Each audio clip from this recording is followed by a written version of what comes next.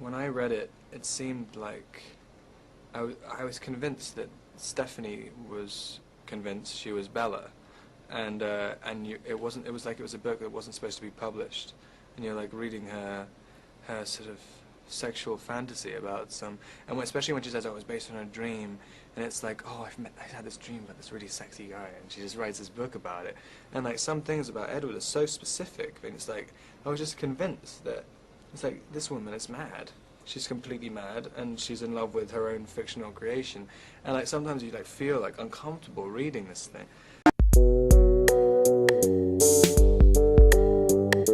Peace, YouTube. Welcome back to my channel. Today we are going down a very interesting journey. I've been needing to make this video for a long time, and here I am.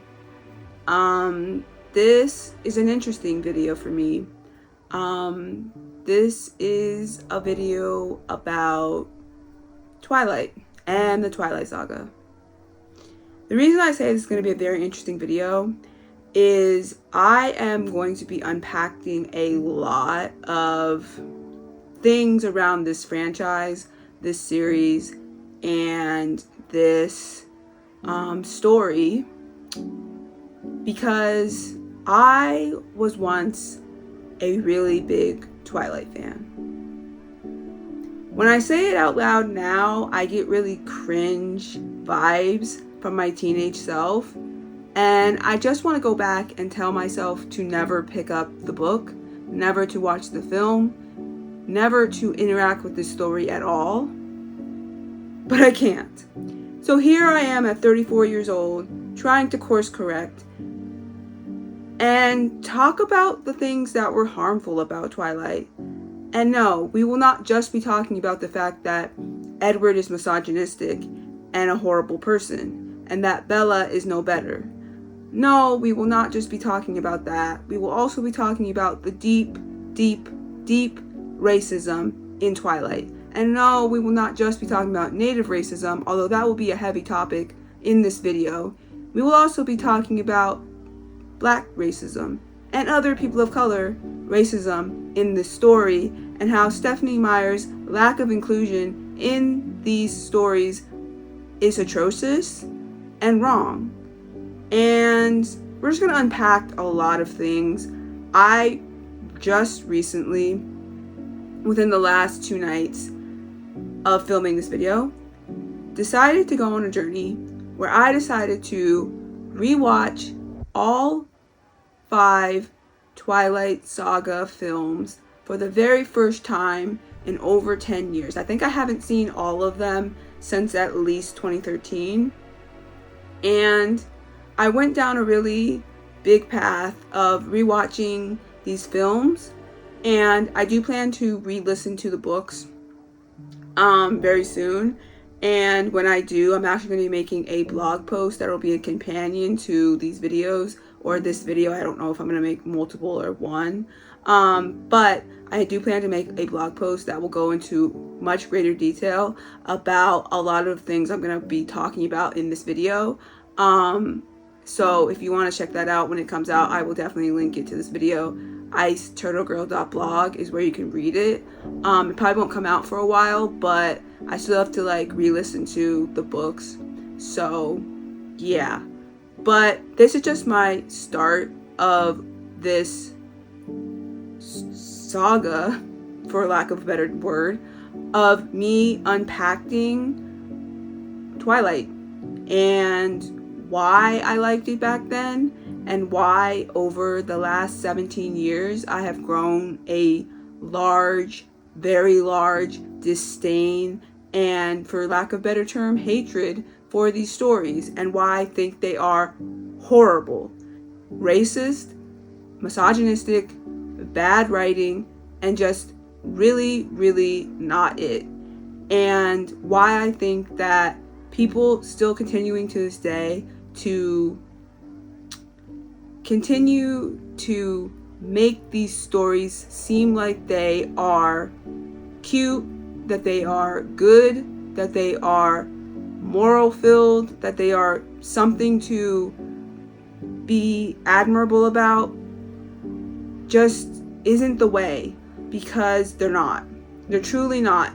And I've only just rewatched the films. I haven't gotten to the book series because I haven't listened to the book series since 2008. And that was a really long time ago. That was like 17 years ago. So I have listened to the books in a while. And I know that just by watching the films, I was getting extremely heated about so many things that this story was portraying. But I know and I remember listening to the books back in the day and also feeling that same heat for so many characters in these stories and so many storylines in this franchise. And I don't like it. And we're going to unpack it because I have so much to say. I have so much to say and we need to unpack it. So we're going to unpack this because I just have so many things that I just need to unpack and talk about. This video will probably be very much off the cuff, off the dome. After I just rewatched all 5 Twilight movies, I'm just going to be off the cuff, off the dome, talking about things that I found within the movies. And then eventually I will probably make another video as a companion piece to my blog that I will be making once I re-listen to the books. But for now, we're just going to be talking about the movies and how utterly trash they are. So if you want to unpack this story with me, come along. We'll talk about my past with it and we'll talk about how I feel about it today. So stay tuned. So to start off, we have to start off with my past, okay? How did I even learn about the Twilight Saga? Okay, so I have to preference this with I have dyslexia. I am not an avid reader, okay? Dyslexia makes reading for me kind of difficult. And so for a large portion of my life, I wasn't doing a lot of reading. In elementary school, I got really heavy into the book Holes after I watched the movie, okay? I love Holes. It's my second favorite movie of all time. I'm really into Holes. Like, it holds a really special place in my heart. So I got really into Holes. Then in like middle school, I got really, really big into the series of Unfortunate Events books.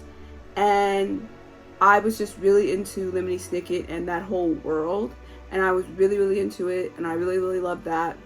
And I tried to read a few other books here and there, but I never really got into books the way I feel like I should have because of my dyslexia, because it made it kind of difficult for me to want to read. I just didn't really want to get into it. And so I remember one day in 2008, I saw this trailer for Twilight. And I think I was in my English class, actually. And we were getting ready to watch a movie. I think it was The Scarlet Letter. I think we were reading that in school. It might have been that book. It might have been a different book. I can't really remember. Point is, we were getting ready to watch a movie in my English class. And I remember we had to turn it to like that public access channel or whatever. And I can't remember, but I think they had a commercial that they were playing. And it just so happened to be the commercial for Twilight. And I remember a bunch of the girls in my class being like, yeah, I want to see that movie. Yeah, it looks really good. Oh my gosh, let's go see that movie. And I was like, oh, okay. So I think I really want to see this movie too. It's about vampires. I personally grew up loving vampires. When I was really little, I used to have this imaginary world where I would go to, and it was called Vampire Land. And I would always just go there. Whenever my mom would buy like Hawaiian fruit punch, I would always make big glasses of that and pretend like I was drinking blood. And like it was a whole thing. I was really obsessed with vampires for a hot minute there. And so I was like, okay, I really love vampires. This seems cool, I guess. I'll go see it. And so my older sister and my mom both love reading fantasy books. Specifically, they were reading a lot of vampire books at that time. And my mom got into Twilight. Then she got my sister into Twilight. Then she got me into Twilight. And she was like, do you want to go see this movie with me and your sister? And I was like, okay, I guess. Like, I've only seen the trailer. It looks kind of cool, you know. Robert Pattinson's in it. And I loved him in Harry Potter, okay? 10 out of 10. And I sort of knew who Kristen Stewart was, sort of. But I don't think at that point I had watched Speak yet. I think I watched Speak after I watched the first Twilight movie. So maybe I knew Kristen Stewart from Zarethra. If you know, you know. But I don't think I really knew Kristen Stewart like that. But I would get to know her. So I was like, okay, cool. We'll go see this movie. I went to see the movie. I came out of the movie. And I was immediately Team Edward.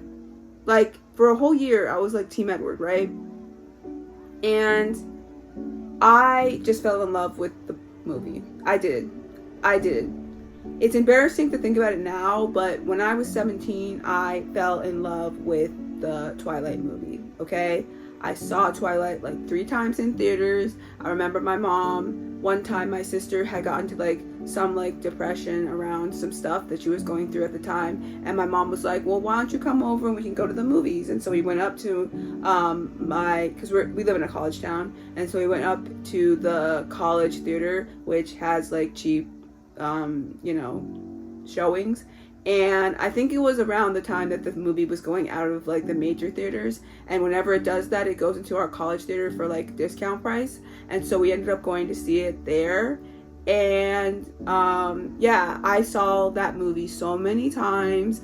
I remember it coming on cable and I watched it a bunch of times. I remember my mom getting the DVD of it, like the whole thing. I was in it to win it, okay? I was, okay? And if you were really around at the time, you know that first movie, even if you had never read the books, that first movie really, really sold you into being Team Edward. Because they didn't show you any of Edward's flaws in the way that they should have in the first movie. You wouldn't really get into his flaws until like the new moon eclipse. But for Twilight, it made Edward seem like this really sweet vampire who just wanted to be with Bella, and their love was like, this rocky love, but they're gonna end up together in the end, and it's really sweet and cute, and oh my gosh, Bella can't live without Edward can't live without Bella, and he would do anything for her, and it's just like so sweet, oh my gosh, right? And it really sold us into wanting to fan over this white, rich vampire. And I did for like a year, okay? I'll admit it. There is Edward, we love you, you're the best. And then I decided that I needed to listen to the books. I said, I need to listen to the books, okay? Normally I listen to books instead of really reading them. I read, I think, Holes on my own, and I read the Lemony Snicket books, the Series of Unfortunate Events on my own, but for the most part, I books, right? For my dyslexia. And so I decided to read the books. I was like, I should read the books to know like the whole vibe of this story, because I really don't know anything about it. And so I listened to the books from Twilight all the way to Breaking Dawn. It only took me one time listening to the books for me to immediately say, I am no longer Team Edward, and I will never be Team Edward ever again. And I also hate Bella. And it was not even hard. Like, it was not hard for me to really switch from Team Edward to Team Jacob like that. Because I was like, this man is so awful. He is so horrible. And he treats Bella so terribly, and she puts up with it, and I absolutely hate it. There's so many things he does that are just so misogynistic, truly misogynistic, and it's terrible, okay? And so I was like, I cannot and will not ever be Team Edward ever again, okay? I was immediately Team Jacob after that. And I will say that getting into Team Jacob was easy. Then New Moon comes out. And we all know, if you were there, we were there. If you were Team Jacob, you had to fight for your life, okay? First of all, because Team Edward was coming for us, and there were so many of y'all who were really, really pining over this white, rich vampire. And I didn't get it. I didn't get it because I remember being a Team Edward at first. But once I finally listened to the books, I was like, how? And I know there were a lot of people who were watching these films and they weren't reading the books. Now, there were a lot of fans who were reading the books and were obviously into the books too, and so I get that. So then when they were saying they were Team Edward after reading the books, I was like, huh? It didn't make sense to me. So anyways, I became Team Jacob, and New Moon came out, right? And Taylor Lautner played Jacob. And I will admit this, I'm being real right now. I was obsessed with Jacob and Taylor Lautner all throughout the Twilight Saga. All throughout. And it didn't help at all that Stephenie Meyers had Jacob and the Wolfpack never wear shirts, like ever.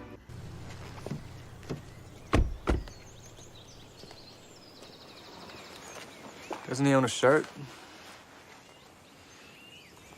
And always had their shirts off, always had them never wearing shoes, like very, for lack of better terms, animalistic as she would.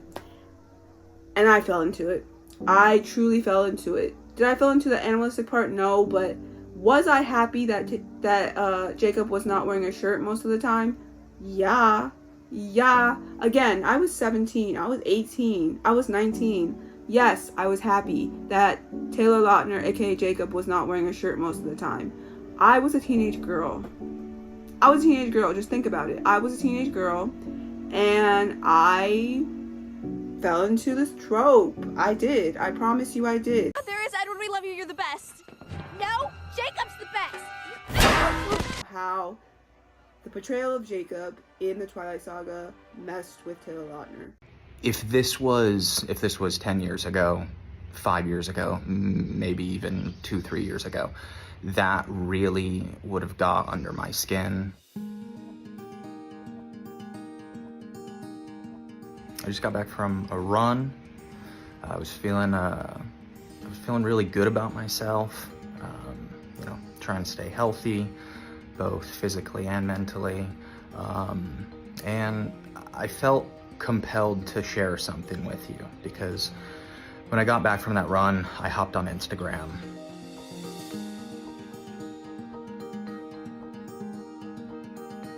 But that's the world we live in, and there's only so much we can do to change it.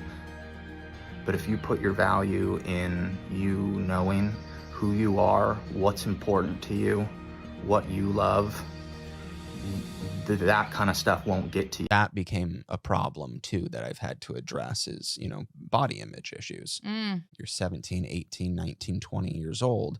It's much easier to look like a perfect chiseled werewolf. Right. And then, time goes by, you start to age. It's more difficult to keep that physique. And then you start, reading comments and articles online, just criticizing you. And at first it really got to my head, and so much so that I wouldn't leave the house because I didn't want people to see me because I was ashamed of how I looked, that I don't look the same way anymore. And are you at a better place with that today? Much. Okay, good. I won't sit here and say I don't, struggle with it at all.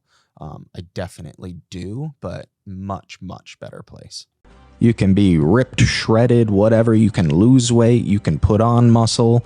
And if you're not healthy mentally, then that's all for nothing, because that can work against you. Yeah. Like there's two totally different sides to it. Yeah. And I think that was the thing I needed to learn, because for so long I told myself, if I get my body back to where I want it to be, then I'm going to be happy again. Value does not come in what you look like when you look at yourself in the mirror. And a lot of people think that. I thought it. Yeah. I literally was like, when I get my body back to where I want, all of a sudden something's going to click and I'm going to be super happy.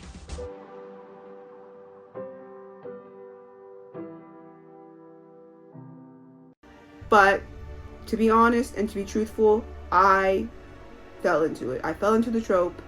I fell into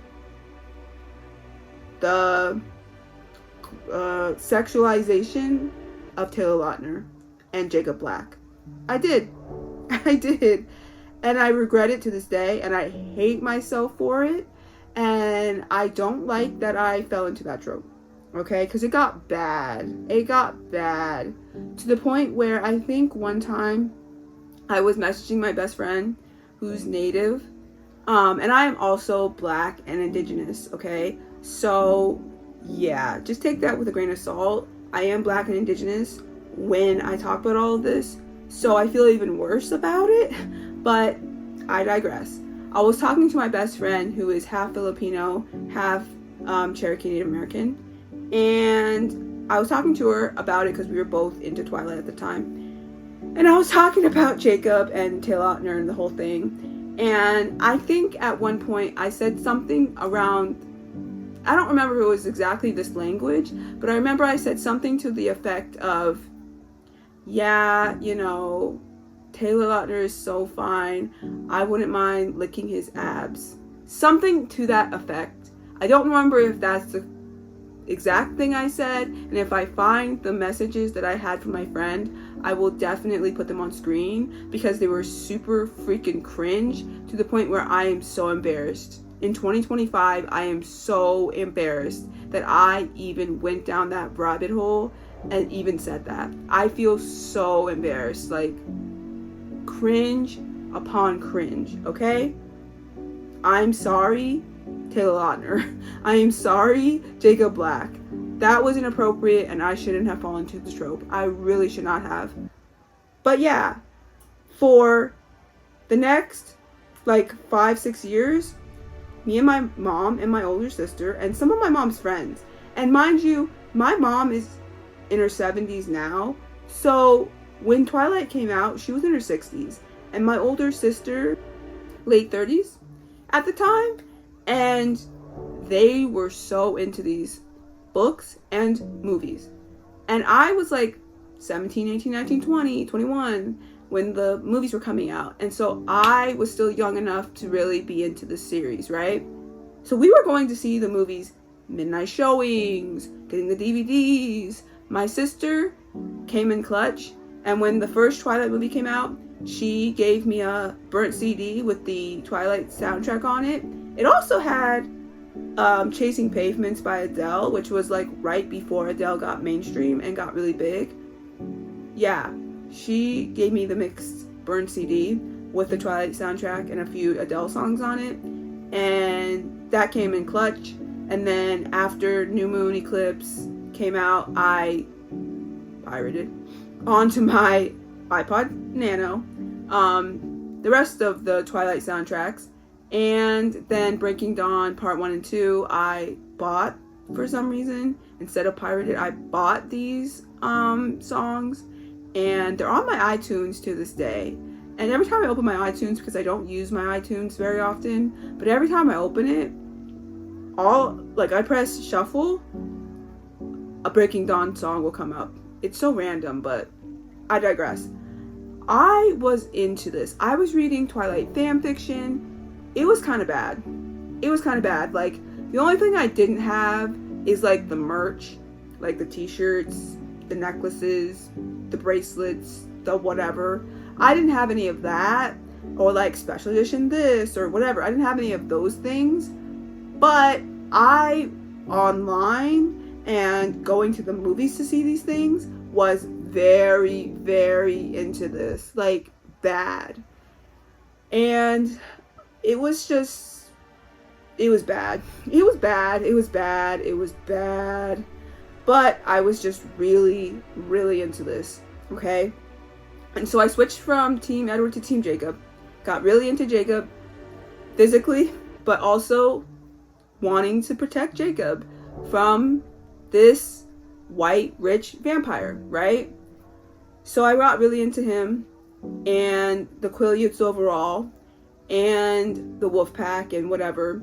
And so I was like, I'm team Jacob, I'm team Quileute, I love that. Screw the Cullens, screw Edward, screw Bella, Switzerland sucks, like, you suck Bella, you suck Edward, y'all are trash. And that was how it was from New Moon to Eclipse, you know, all of these things. Breaking Dawn shows up on my front doorstep, and I hate to admit this, and you're gonna think of me as a terrible person, and you're allowed to, because this was really bad. I was like 20 when the first Breaking Dawn movie came out, and I feel really, really scummy about this. And I had listened to the Twilight Saga, so I had listened to Breaking Dawn prior to the movie coming out. I still defended this, and bad. I hate myself for it. I truly hate myself for it. Honestly, just thinking about it right now makes me want to throw up. Like, I literally want to throw up, because how was I defending this? Literally, I would have conversations with my cousin who was also into Twilight at the time, and we would have arguments over this and how it was so wrong, and I would try to defend it. I defended Jacob's imprinting.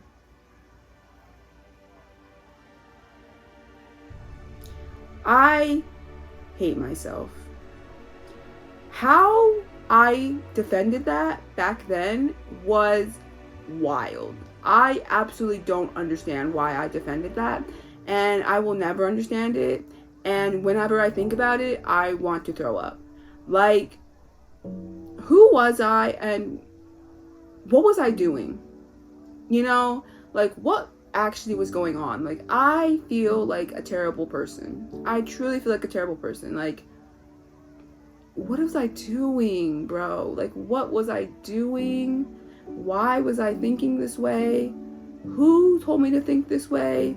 What is wrong with me? Like, and I think the reason I felt this way was for this simple reason right here. I felt bad for Jacob, because Jacob, in the end, gets nothing. And so, at least him imprinting on Renesmee, at least it's something, right? Right? But it's not. It's actually a thinly veiled attempt to keep Jacob close to the Cullens. And we'll get into that. We'll get into that. But yes, I defended that, and I feel terrible about it. And I feel terrible about it to this day, but I did. Anyways, so Breaking Dawn Part 1 comes out. Breaking Dawn Part 2 comes out. I watched the films in theaters. It's a whole thing. Yeah. So we get the DVDs. I'm still into it for a while. You know, I think the last time I really watched the movies was in 2013, if I'm not mistaken, maybe 2014. And then I stopped. And I haven't watched the Twilight Saga since. Not one of the films. And so, for the last year, I've been thinking about making a video about Twilight. And the problems with Twilight, the racism within Twilight, everything. And I kept saying I was going to watch the movies. I kept saying I was going to read the books. I kept saying I was going to get back into this world so that I could refresh my memory of why I thought this story was racist and problematic. And then I just didn't do it. And I think it's because for so many words, I just didn't want to get back into it. And I felt bad about it. And I didn't know how I was going to feel after I watched the films again or read the books again. I didn't know how I was going to feel about this story. And I didn't know how I was going to feel about this world. Being somebody who was so into Twilight back in the day, We even called ourselves Twihards. Yeah, it was horrible. I didn't know how I was going to feel about all of this. I truly didn't. And I didn't know if I wanted to open that can of worms again. But last night I said, I'm going to bite the bullet. I'm going to watch the films and I'm going to see what it triggers in me. Whether I'm going to have this rosy glasses on where I'm going to feel really nostalgic about it and just fall back into it. Or if I'm really going to think with my brain and realize that these are terrible, terrible stories and the films are horrible and that this is not a romantic film. These are not romantic films. This is not a romantic story. This is blatant misogyny, blatant racism, and just not good writing. And that's exactly how I feel now. After watching all 5 movies, this is exactly how I feel, and then some. And it's out of control how I feel because it's just bad. It's just bad. And I opened up the can of worms and now I can't close it because now all I'm thinking about is how I let my 17-year-old self fall into the trap of this story. I will never understand. And I just want to say to my 17-year-old self, I'm sorry. We should have never listened to these books. We should have never watched these movies. We should have never gone to the story. And every single time that somebody would say the Twilight Saga, whether it's the books or the movies or both, are bad, whether they were critiquing them on the surface level about the sparkly vampires and, the misogyny and all that, and the bad writing, or if they were going a layer deeper and talking about other issues they had with Twilight, I should have listened. And I should have never even gotten into this world. It is bad.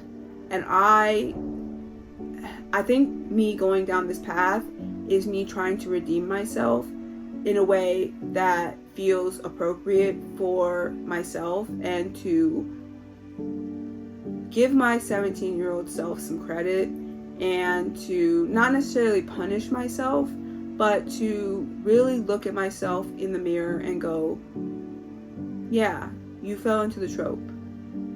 A lot of people did. But at least you are big enough to rewatch and get into the story again to fix what you thought was a romantic story about love. Even though it's not. It's just not. And I'm here to talk about it all. So that was a little bit of how I got into the Twilight Saga and why I was into it so much. And now we're going to talk about how I felt rewatching the films for the first time in over 10 years. It's a lot. Buckle up. Okay, let's get started.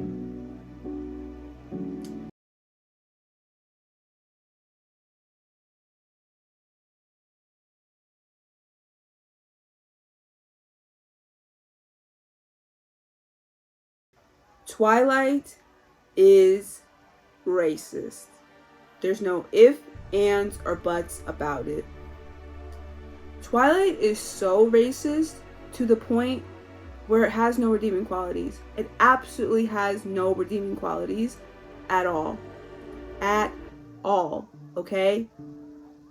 Now, I'm not going to be necessarily defending Jacob because there's a lot of things Jacob did that were not cool. I will give you that.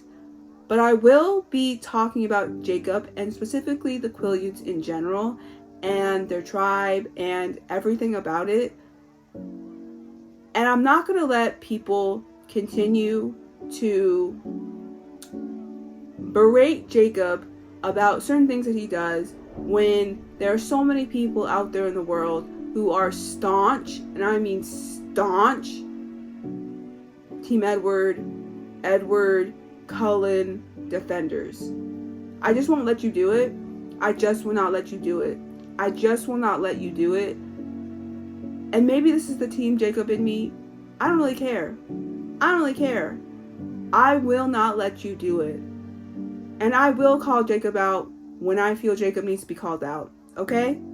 But I want to remind everybody that Jacob Black was a 16-year-old Quileute native boy who got wrapped up into a life that he didn't get to choose because of some very harmful rich colonizer vampires. And I want you to think about that the entire time that I am talking about this, because that comes into play on every level of every single thing that I'm going to say about this story. But first, we have to talk about Stephenie Meyers herself.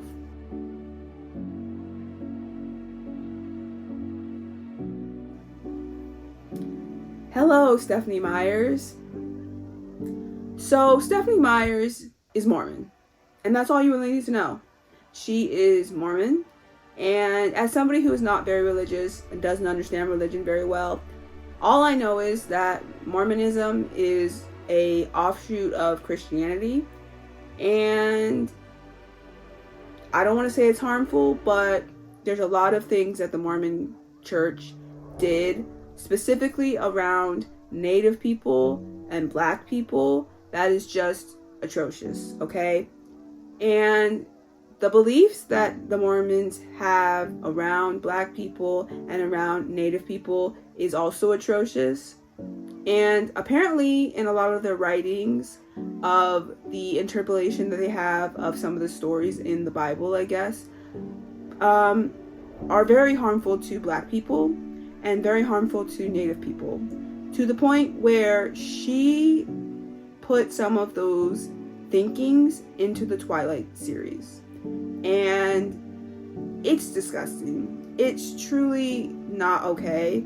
And she gets away with it because she is this white woman who never has to pay for her racism. Not once. So I, again, am not religious. I am not Mormon. I don't understand Christianity. I don't understand religion like that. It's not really my thing.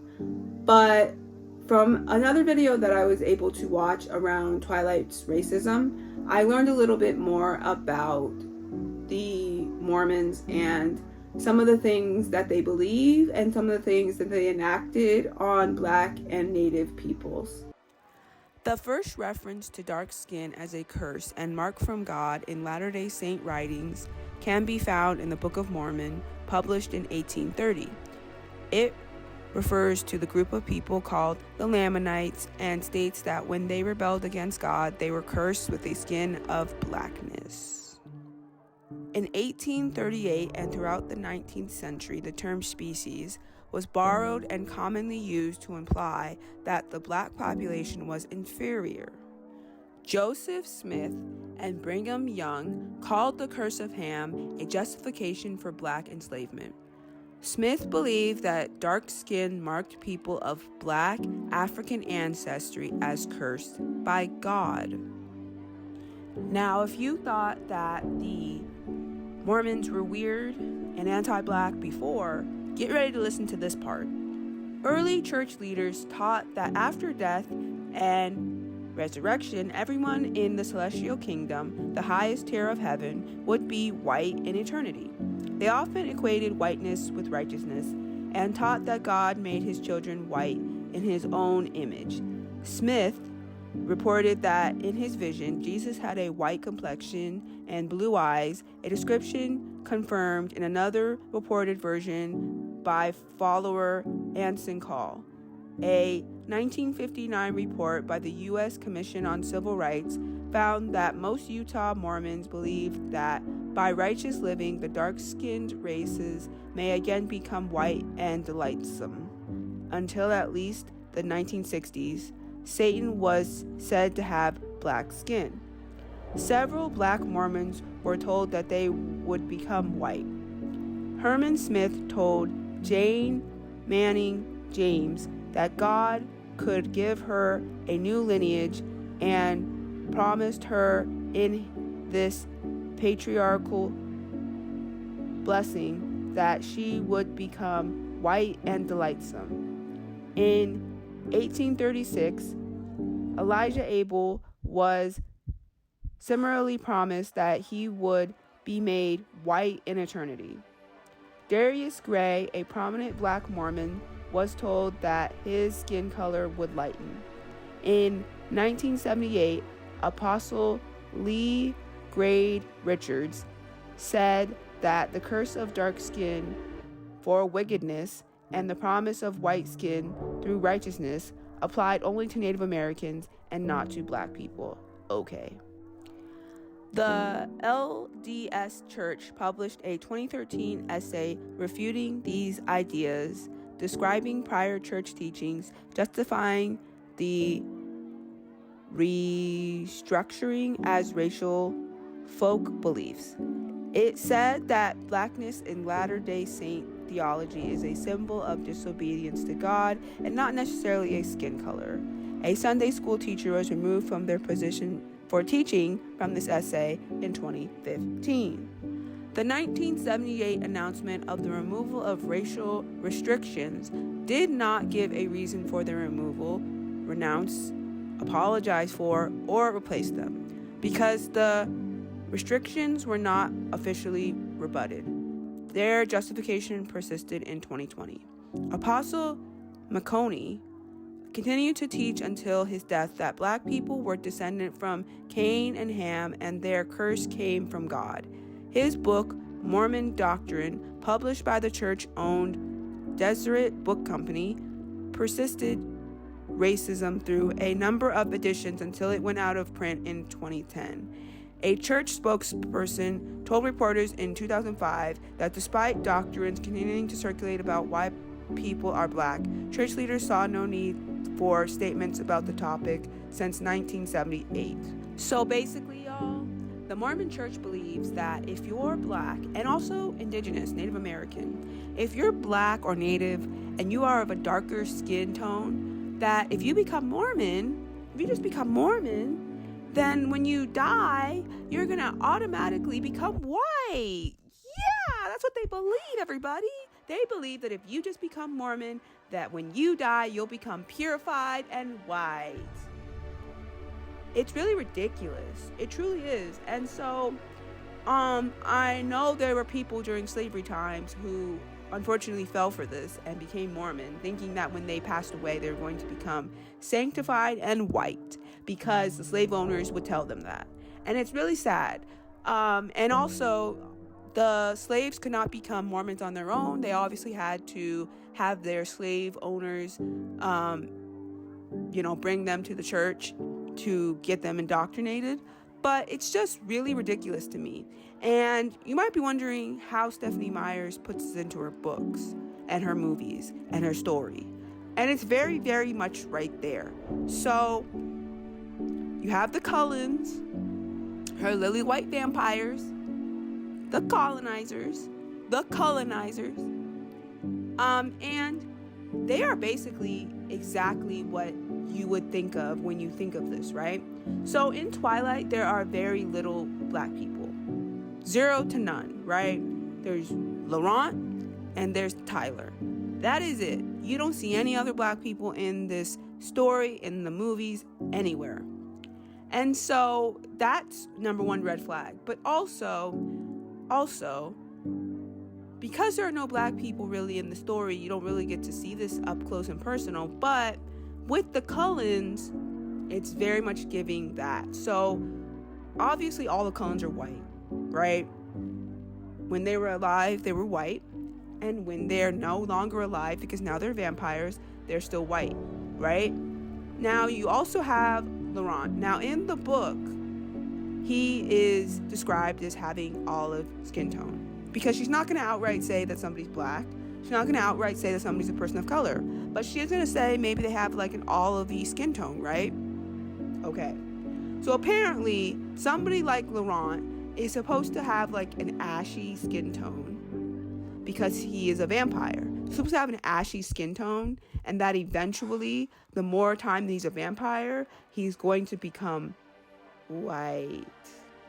Yeah, it makes no sense to me either. Like, it makes no sense to me either at all. But, and you even have the vampires who come from the Amazon, right? And they are people of color. And in the movies, obviously, they are people of color, obviously, so they are going to be brown skinned, right? But it's like, they're eventually going to become grayish and then turn white the more longer time that they are vampires, because that's supposed to be what Stephenie Meyers means in the story about whiteness. She wants everybody to eventually become white because she is obsessed with whiteness. She really is. She's obsessed with whiteness. She's obsessed with paleness. And it all leads back to the Mormon church and how they teach racial politics, racial views on darker skinned people. And it's really, really weird, And, the Cullens are really the embodiment of what the Mormon church teaches of everybody when they die just becoming these pale, beautiful, beings who, once they go to heaven, they are these pale, beautiful, white beings. And that's basically what the Cullens are. Like, even if they had been, people of color and had a darker skin tone, they would eventually become white because they are the important race, the special race, because when you pass away, you're going to become white eventually. It's like really, really weird. And I don't understand. Like, I don't understand religion, but this is on a whole nother level. And it's weird, bro. It's really weird. Like, I could never believe this. It's just, yeah, like, the fact they really believe this, like, they really believe that when you pass away, you're going to basically turn white. By you living a righteous living and becoming Mormon, if you are a darker skin tone, you may become white when you pass away. It makes no sense. But because of a lot of brainwashing, slavery, and many other things, I know there were black people back then, enslaved Africans, who unfortunately fell for this because they were being indoctrinated by these white slave owners and these racists. And it's wild. And to see that Stephenie Meyers has this frame of thinking, and it's weird. Now let's talk about the relationship between Mormons and Native people, indigenous people. Okay? So, how Stephenie Meyers has this weird way of just taking some tribe's story, their creation story, and basically butchering it and making it a mockery and basically making it fit her own little narrative? Yeah. That is basically what the Mormon church did, and they don't have any shame about it. Because basically what they did was they tried to make it seem like the native people, the indigenous people of Turtle Island, are somehow connected to the Mormon church or Christianity or whatever, and that's their basic backstory for all native people on Turtle Island. Right, it's weird, right? It's weird, okay? It's real weird, but okay. Like, they have this whole story about Native people and how they descended basically from Israelite people known as Lamanites. Yeah. The founder of Mormonism, Joseph Smith, was fascinated by Native Americans from an early age, as early as 16 years old, okay? Smith later stated that in 1823, a Native American angel visited him and told him about a record that contained an ancient history of Native Americans. Smith said he translated this record from golden plates to the Book of Mormon. Smith stated in the 1842 Wentworth letter to a Chicago newspaper editor that the book was the history of ancient America from its first settlement by a colony that came from the Tower of Babel to the beginning of 400 CE. The remnant are the native people that are now inhabiting this country. Throughout the 1800s, adherers cited the common belief of white Christians at the time that Native Americans were red sons of Israel, described from the lost tribes as evident of the authenticity of the Book of Mormon account. Adherents saw Native Americans as part of God's chosen people, and they believed that preaching to them was part of the gathering of Israel, which will precede the millennium. The church's long history with Native Americans is tied to their beliefs about the Book of Mormon. Historically, Latter-day Saints held beliefs about Native Americans needing help. Outreach to Native Americans became the first mission of Smith's newly organized Church of Christ, as the purpose of the Book of Mormon was to recover the lost remnants of the ancient children of Israel. And so basically, like all the colonizers, the Mormons did what all the colonizers did, and they basically took over lands, they basically started wars, and they basically just colonized the people, the land, and the resources from native people. No surprise there. And they even had Native American slaves. Yes, they did. They held Native American slaves, as well as Mexican traders. So, yeah, that's what the Mormons did. But I want to talk about this one thing right here, which very much ties into boarding schools and residential schools for Native people on Turtle Island, okay? So the Mormon Church had something called the Indian Placement Program, also called the Indian Student Placement Program and the Lamanite Placement Program. It was operated by the LDS Church in the United States, officially operating from 1954 and virtually closed by 1996. It had its peak during the 1960s and 70s. Native American students who were baptized members of the LDS Church were placed in foster homes of LDS members during the school year. They attended majority white public schools rather than the Indian boarding schools or local schools on the reservations. This was in line with the Indian Relocation Act of 1956. An LDS author wrote in 1979 that in southeast Idaho, Native Americans from reservations were often treated with disdain by LDS and non-LDS white people. The program was developed according to LDS theory, whereby assimilation to Mormonism could help Native Americans, and established 50,000 Native American children went through the program. The foster placement was intended to help develop relationship among Native Americans and assimilate them into majority American culture. The cost of care was borne by the foster parents, and financially stable families were selected by the church. Most of these placements took place on the Dene, or Navajo Nation, reservation, with a peak participation of 5,000 students in 1972.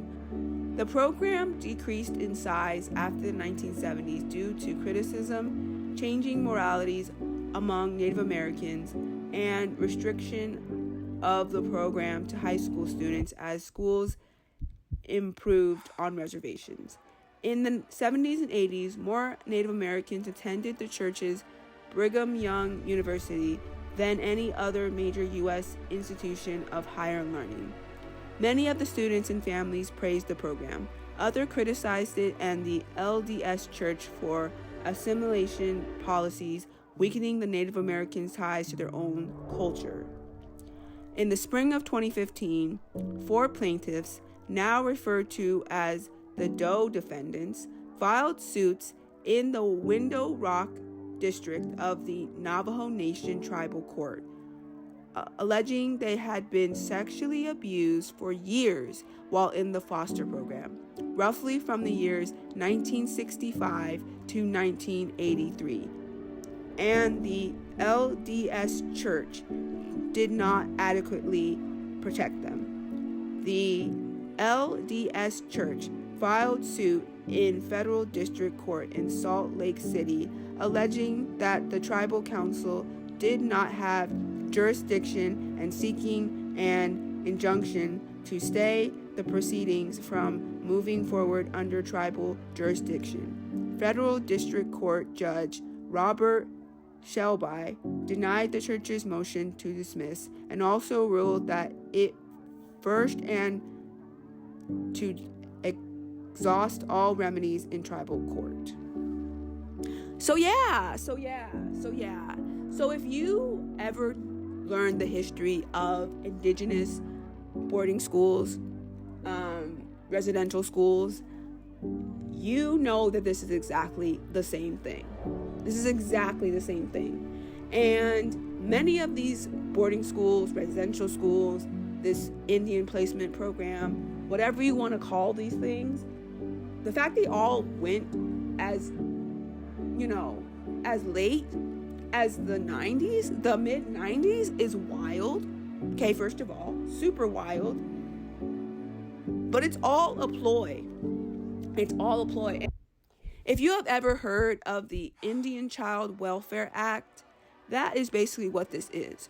So if you don't know anything about the 60s scoop, that was something that was placed on indigenous children who were taken from their tribes because the government decided that, they're not, their parents are not fit to parent them, on the reservation, or something that they would make up. And then basically white families would adopt native children from reservations. And then they would try to assimilate them into whiteness. And at the same time this was going on, there were still, boarding schools going on, there were still residential schools going on, and there was this Indian placement program by the Mormon Church going on. Yeah. And as we know, the motto of many of these boarding schools, residential schools, whatever, was kill the Indian, save the man. And many other terrible, terrible, terrible things. And just, within the last few years, unmarked graves have been found from these residential schools, from these boarding schools, and they're the babies. They're the babies that were sent to these places, against their will, against their culture, against everything. And they were forced to go here and be treated to some of the worst, I'm talking worst treatment by these, Christian priests and nuns. And this Indian placement program, it's no different. It's literally no different. I'm Shay Jim, and welcome to Crash Course Native American History. It's 1883. After generations of broken treaties, wars, and forced removal, things are as bad as they've ever been for Native Americans. And white progressives calling themselves Friends of the Indian are meeting to talk about how to make things right. At first, the Friends talked about things like honoring treaties and restoring stolen land, but within a few years, they've pivoted. What if Native Americans just lived like settlers? As bad as things already were, they were about to get a whole lot worse. See, for about 100 years, the US government had used a whole bag of tricks to deal with the fact that Native people, A, existed, and B, controlled lands that settlers wanted. This was the so-called Indian problem, which isn't a joke. That's literally what they called it. But by the late 19th century, the government had exhausted most of its playbook. Sign treaties with Native nations as equals? Check. Break those treaties? Check. Wage war? Check. Remove tribes onto reservations? Check. In short, they had tried everything to solve the Indian problem. Well, almost everything. There's still one more play, a real Hail Mary. What if they turn Native Americans into white Americans? You know the old saying, if you can't beat them, make them join you. So that's when Friends of the Indian began talking about assimilation, absorbing natives into American culture, Conveniently, it suited the US government's goals. If Native people lived and thought just like settlers, there would be no problem with using the land for all it was worth. And as the idea caught on, some people saw it as a way to help natives by, quote, civilizing them. Richard Henry Pratt put it this way: kill the Indian, save the man. Pratt was a US Army officer who first started erasing Native identity by forcing Native prisoners of war to cut their hair, wear uniforms, and give up everything from their culture. When he later founded the Carlisle Indian Industrial School in 1879, he used the same methods on Native children. Carlisle was the first federally run off-reservation boarding school for natives, and between the late 19th and early 20th centuries, it became the model for dozens of other boarding schools supported by the US government. Thousands of Native children were taken from their families, brought to schools hundreds of miles from home, and forced to give up everything from their cultures: their clothing, their languages, their religion, even their names. Those who defined the rules were beaten. Many suffered malnutrition, disease, and abuse. And the legacy of boarding schools is still being reckoned with. Dr. Denise Leijmedier, a poet and enrolled citizen of the Turtle Mountain Band of Chippewa, called the policies of that era cultural genocide. Many of her relatives, including her parents, spent time in boarding schools. She wrote about their experiences, saying speaking their tribal language was forbidden. My father talked about lye soap being put in mouths which caused painful blisters and pins put through tongues. But there is healing to be found. Survivors of boarding schools have told Leijmedier that language is medicine and culture is treatment. The more these practices are revived, the more healing can happen, and those efforts are underway across tribal nations. Like in recent decades, many Native nations have begun to teach their traditional languages within tribal-run school systems, a far cry from the boarding school era. By the late 19th century, Native nations had already seen generations of bad deals, broken promises, and loss of land and life. And in the era of assimilation and allotment, greed came disguised as a helping hand. Be like us, dress like us, work like us, speak like us, worship like us, and then things will be better. Despite Native resistance, these policies brought catastrophic losses of culture and land, leaving scars that are still felt generations later. But today, tribes are fighting to reclaim their cultural identities, revive their languages, and heal generations of trauma. And, this is why I have such an issue with the way that Stephanie Myers portrays Native people in Twilight. Because this is what the history of the religion that she follows did to Native people. Took them from their families, put them with white families, made them go to white public schools, and then put them in these Indian placement programs so they could become more white. Because just like with black folks, they also felt that Native people who have a darker skin, the curse of the redness, because they believed that their ancestors, Native people's ancestors, were the Lamanites who came from the Middle East and traveled to Turtle Island, that they were basically cursed by God. But if Native people followed the Mormon church teachings, then their dark skin would be removed. And it's all right there laid out for you in the Book of Mormon. It actually makes me really, really sick to learn about this. And this is how the Mormon church teaches Mormons about black people and Native people. It's sickening. It's sickening. It's truly sickening. And so that's why I have such a huge issue with the way that Stephanie Myers portrays Native people, Indigenous people in the story of Twilight. Because it's a lot darker and a lot more sinister than we ever thought. And it's actually sad that, she tries to make it surface level, but when these are the teachings of your religion, it's not okay. It's not okay. It's just not okay. Stephanie Myers being Mormon and using some of those Mormon tropes in Twilight is atrocious.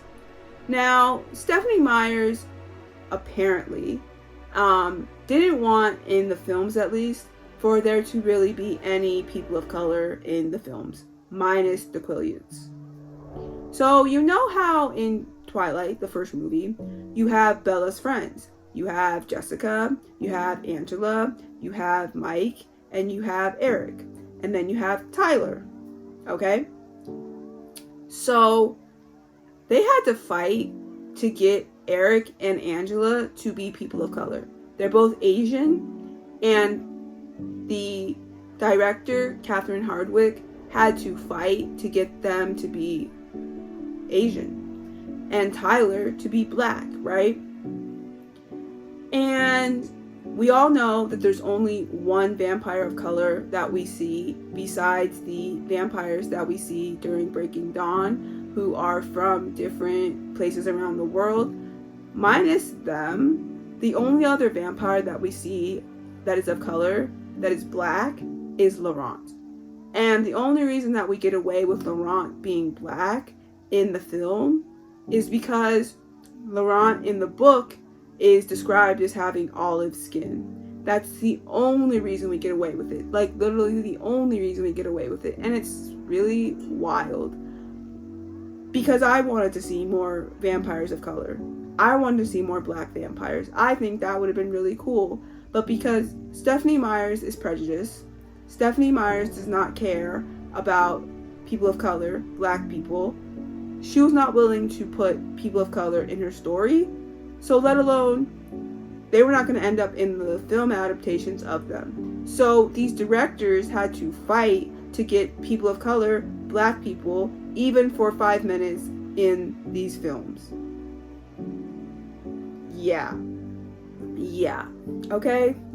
And it's absolutely sad. It's absolutely sad. I remember one time I was watching I think it was Eclipse with my brother-in-law.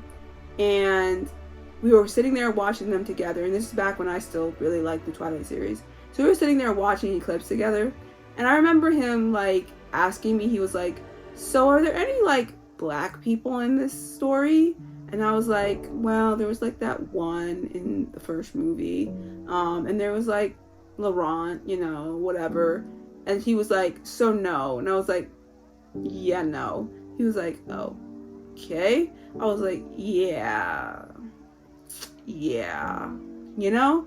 And, like, I am one of those people who does watch white media. And when I say white media, I'm talking about shows like Boy Meets World. I'm talking about, like, Full House. I'm talking about, like, white media where it's very, very white. There's, like, really not any black people, really not any people of color in the story at all.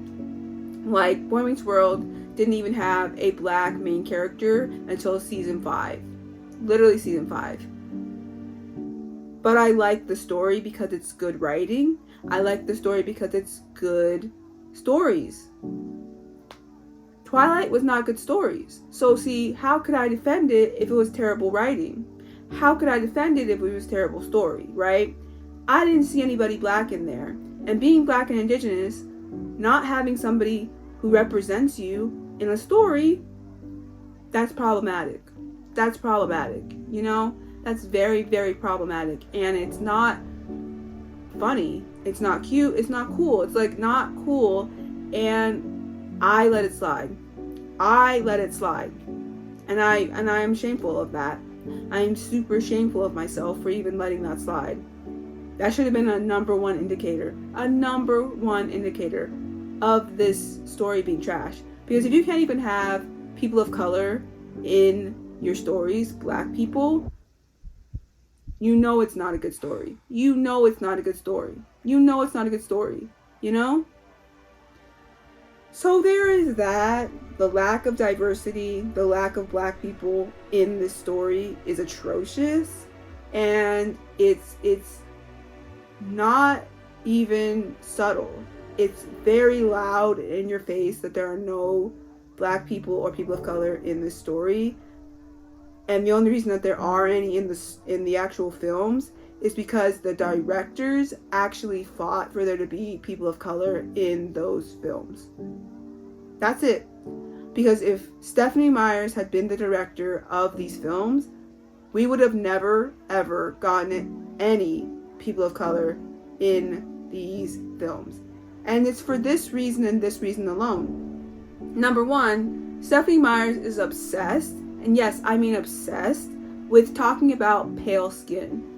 In the books specifically, but also in the movies, she is obsessed with talking about people's pale skin. Pale skin here, pale skin there, pale skin everywhere. Okay? That's all she talks about, is people having pale skin, specifically her precious vampires.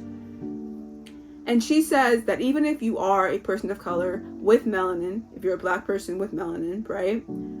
It doesn't matter, because when you become a vampire, little by little, your melanin is going to basically go away, and you're eventually going to become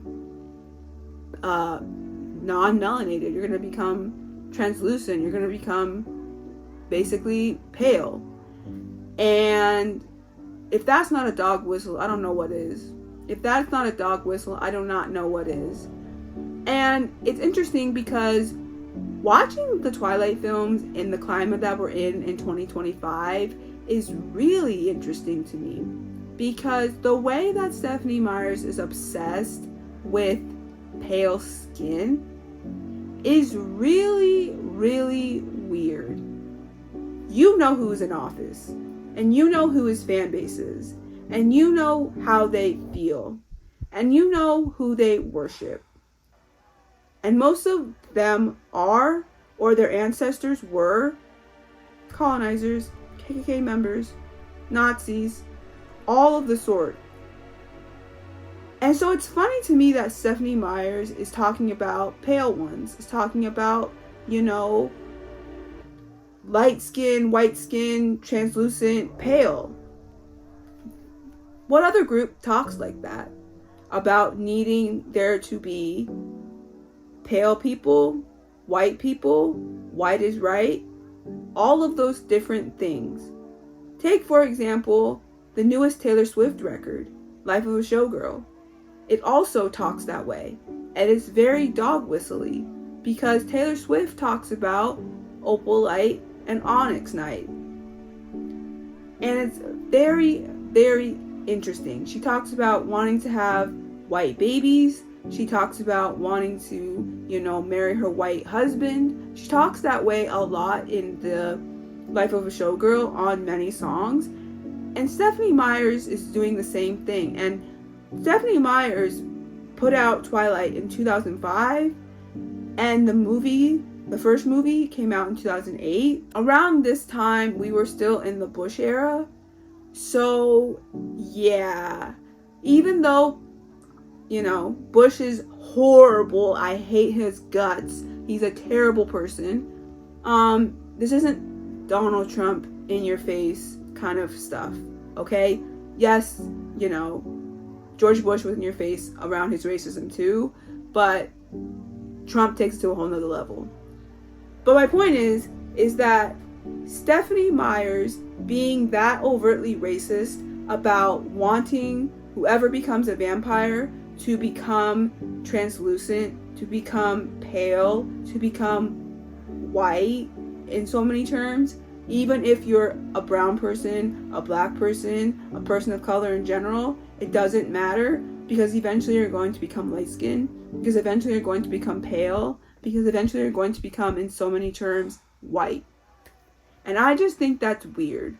I just personally think that's extremely weird, and it feels very... If she had wrote the stories today, a lot of people will be calling it out for being very a person in the office's fan base. Very right-wing, very alt-right, very MAGA, very, very fascist. And very, very KKK, Nazi, Aryan race, supremacy type talking points, right? Because that is exactly what it's giving. That is exactly what it's giving. So there's that part of it, right? There's that part of it. And that part of it is a lot in itself, okay? That part of it is a lot in itself. But there's also the obvious Native American racism, okay? Indigenous racism, okay?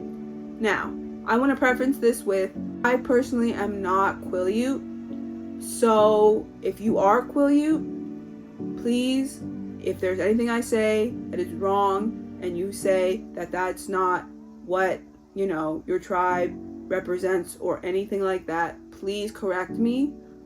I want to be actually factually truthful.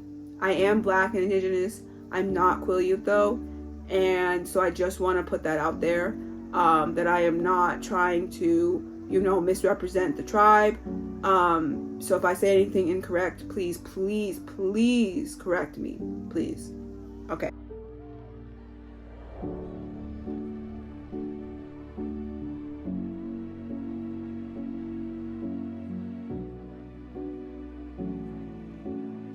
Let's get started. The wolves. The wolves. Count your days, Stephanie Myers, because if I ever see you in the streets, it's on and poppin', like for real. I have so much beef with you when it comes to the wolves, it's not even funny. Okay, first of all, Stephanie Myers, who are you, this white Mormon woman, to come and take the story of the Quileute tribe and rewrite it into this schmuck, this racist schmuck? You made a complete mockery of the Quileute tribe's creation story, and to this day, the Quileute tribe still has to come out and remind people that what you put in your story is factually false. Tribal Elder Chris Morganroth III. In the Quileute language, that means my name is Doasib.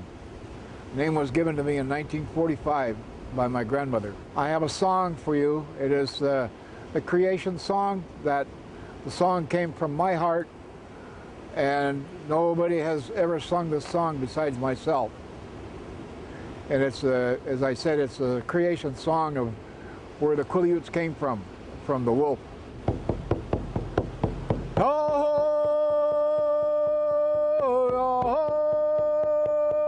Originally, when Quileute was put on the face of the earth, he was put on the face of the earth as a transformer, not a kind of a god that could create things. He was not a creator.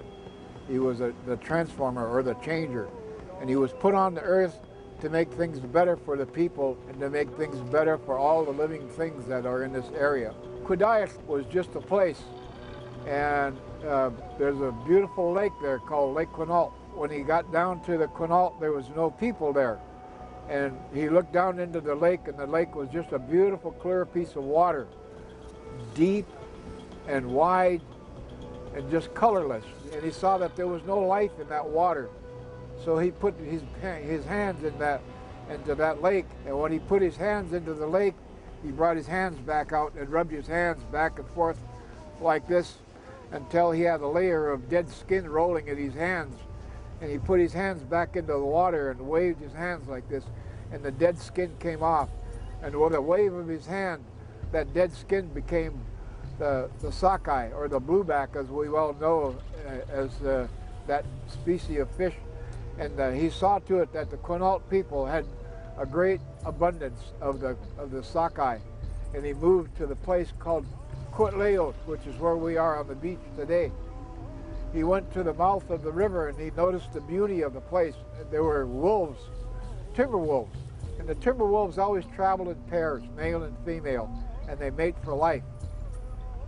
And what he did was he saw that there were no people, so he made sure that there were people here. He transformed that pair of wolves into the Quileute people. So that's where the Quileute people originated from, was from the wolf.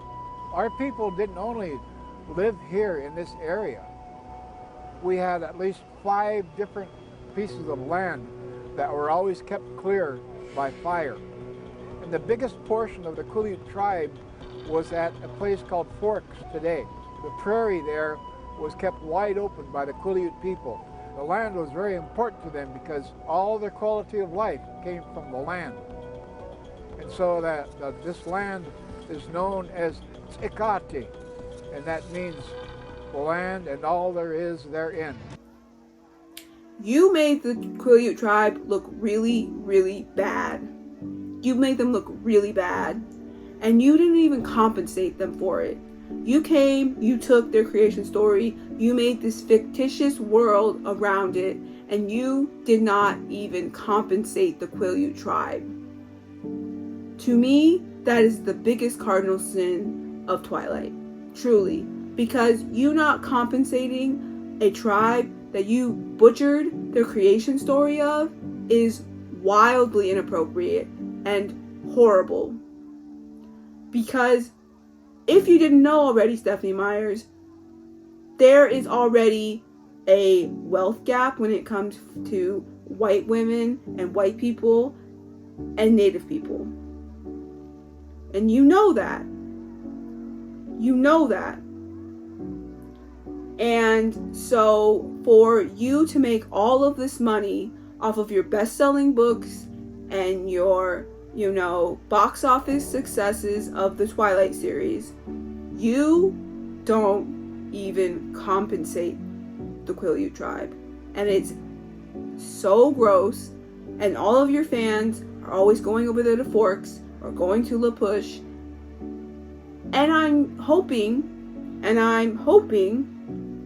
that at least now in 2025 that there are more fans who are at least going there if they're going to go there, and they're actually going there respectfully, first of all, and then second of all, actually going to artisans, going to shops, going to places over there where they can support the tribe.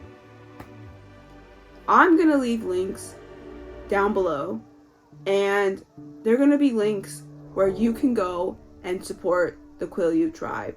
Because one thing about me is that I am about reciprocity, because I think that culturally taking from a tribe and not giving back to that tribe is harmful, extremely harmful, and I don't like it. I don't like it. I never have liked it. That part of it has always grossed me out, and I've never liked it, and I actually think it's really gross that she made all this money off of a people whose creation story you butchered in such a massive way. So apparently my man right here, Chris Heights, he was supposed to be Jacob.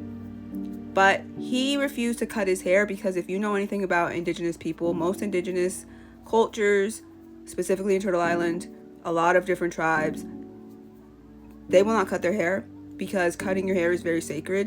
And so he was like, nah, I will not cut my hair, because you know how Jacob has to cut his hair, which is kind of BS, but that's a whole nother conversation.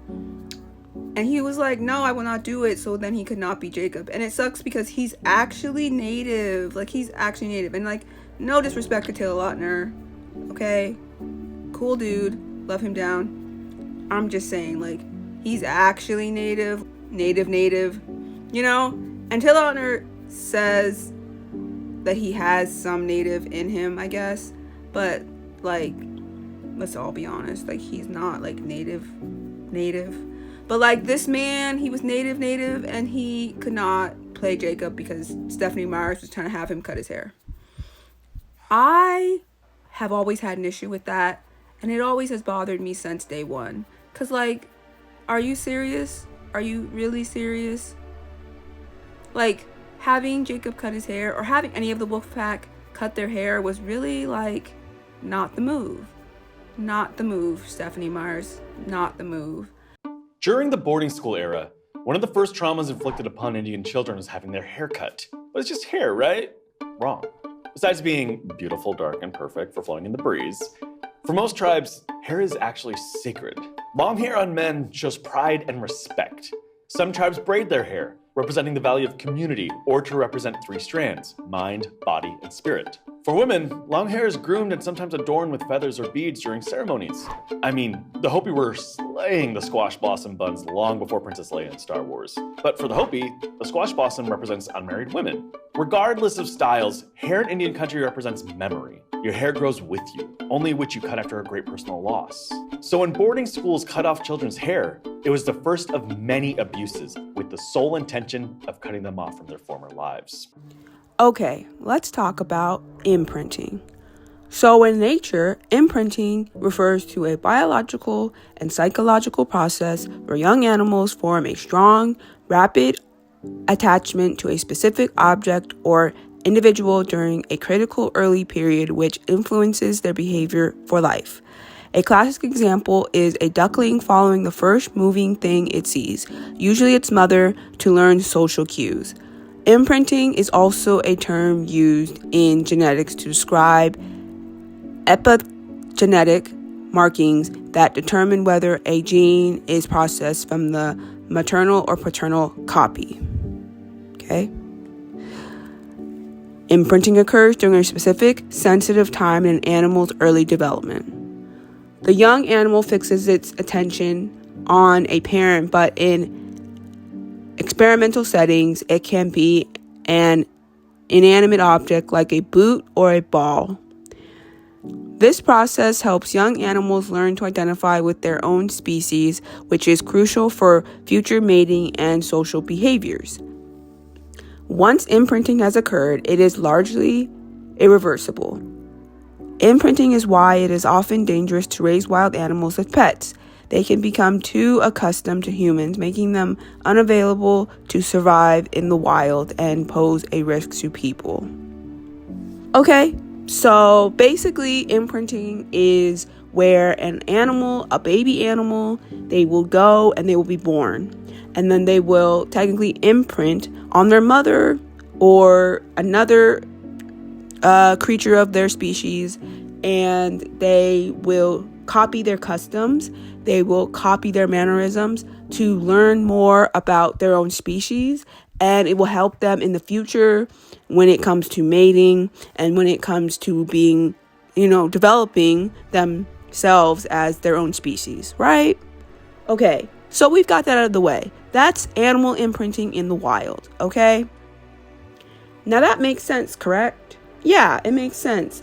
And we probably do it too a little bit as humans, where we do copy some of the mannerisms of our parents when we are first being born and out here in the world, because that's who we are with most of the time when we're babies. So we are copying them a little bit. So when they say move your right arm, okay, well, obviously they don't know what a right arm is, but you know what I mean? Like they'll move a certain thing and then you want to move a certain thing. It's just how you copy off your parents in that way. Like when you're learning to walk, or you're learning to crawl, or you're learning to eat, or whatever it is, you will see a person doing that thing, and then you're going to copy off that person so that you learn how to do it. It makes total sense, right? Yes, in humans and animals, yeah, that makes sense. That makes perfect sense, right? And then Stephanie Myers had to take imprinting and make it something way weirder. Way freaking weirder. For no reason, because it was right there. It was right there. She could have done something really cute with it. But no, she had to take it, make it really weird. And here we have imprinting. Now, in Twilight, imprinting is a process unique to shapeshifters where they involuntarily and instantly form an unbreakable bond with another person. This bond is more profound than love, with the shapeshifter's entire world and priorities shifting to focus on the imprintee becoming whatever the person needs them to be. Obviously, in this instance, we are talking about Jacob Black imprinting on ribonucleosis. And yes, if you ever hear me calling Renesmee by some weird name, just know that in this household, we do not, I repeat, do not, okay, support Twilight imprinting. We find it to be weird. We find it to be weird and we find it to be more weird, okay? So, yeah, we don't support that. Maybe when I was like 19, 20, I did, because I was crazy. But we have developed our frontal lobe, and we do not support it in 2025, okay? It's weird, all right? So let's talk about it in terms of Twilight, okay? So, obviously, we have this character. His name is Jacob Black.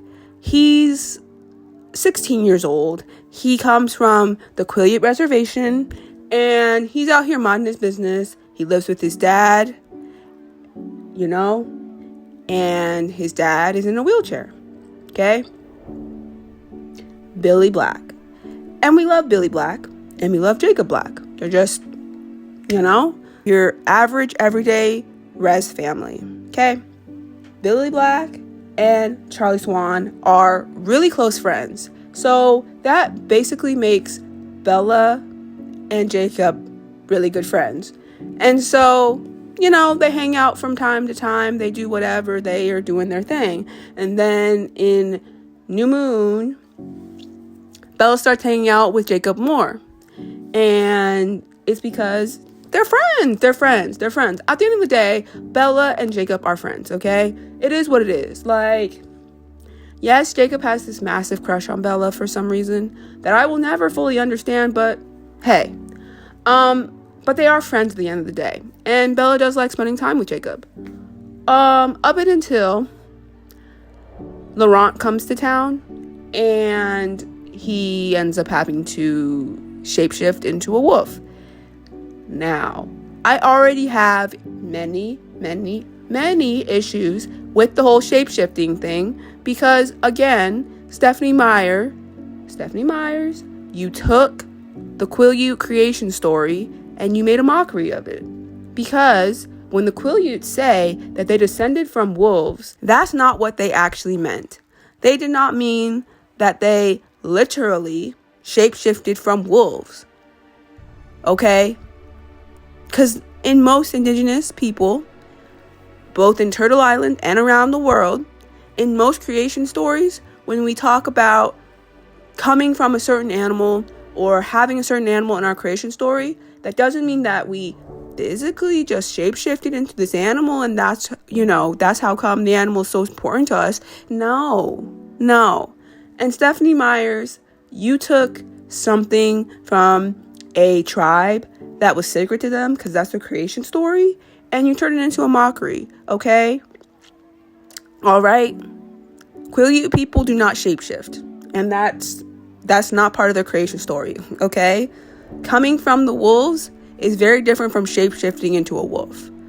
But y'all wouldn't understand that because you're not indigenous, you're not native, and you don't understand creation stories from different tribes across Turtle Island and across the world. You don't get it.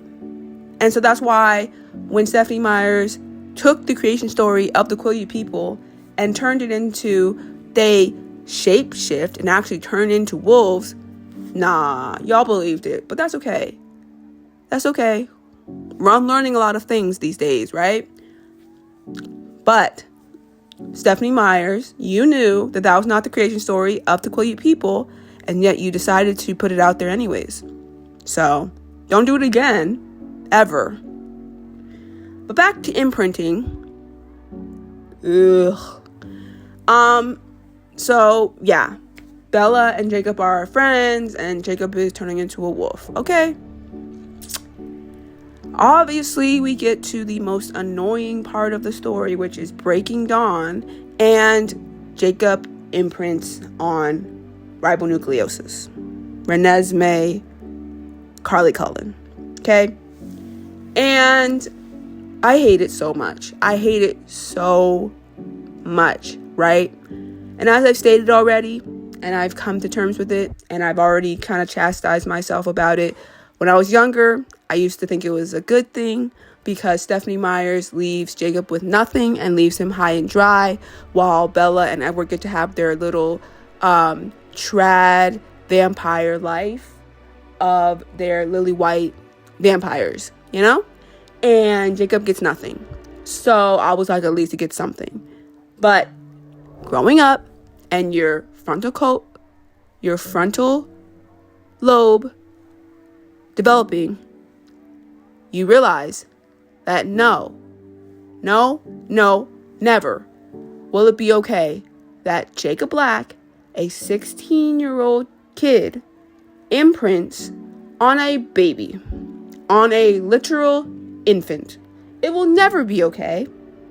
And the way that Stephenie Meyers sexualizes the Quileute people and Native people, Indigenous people in general, is sickening, it's deplorable, and it gets on my nerves.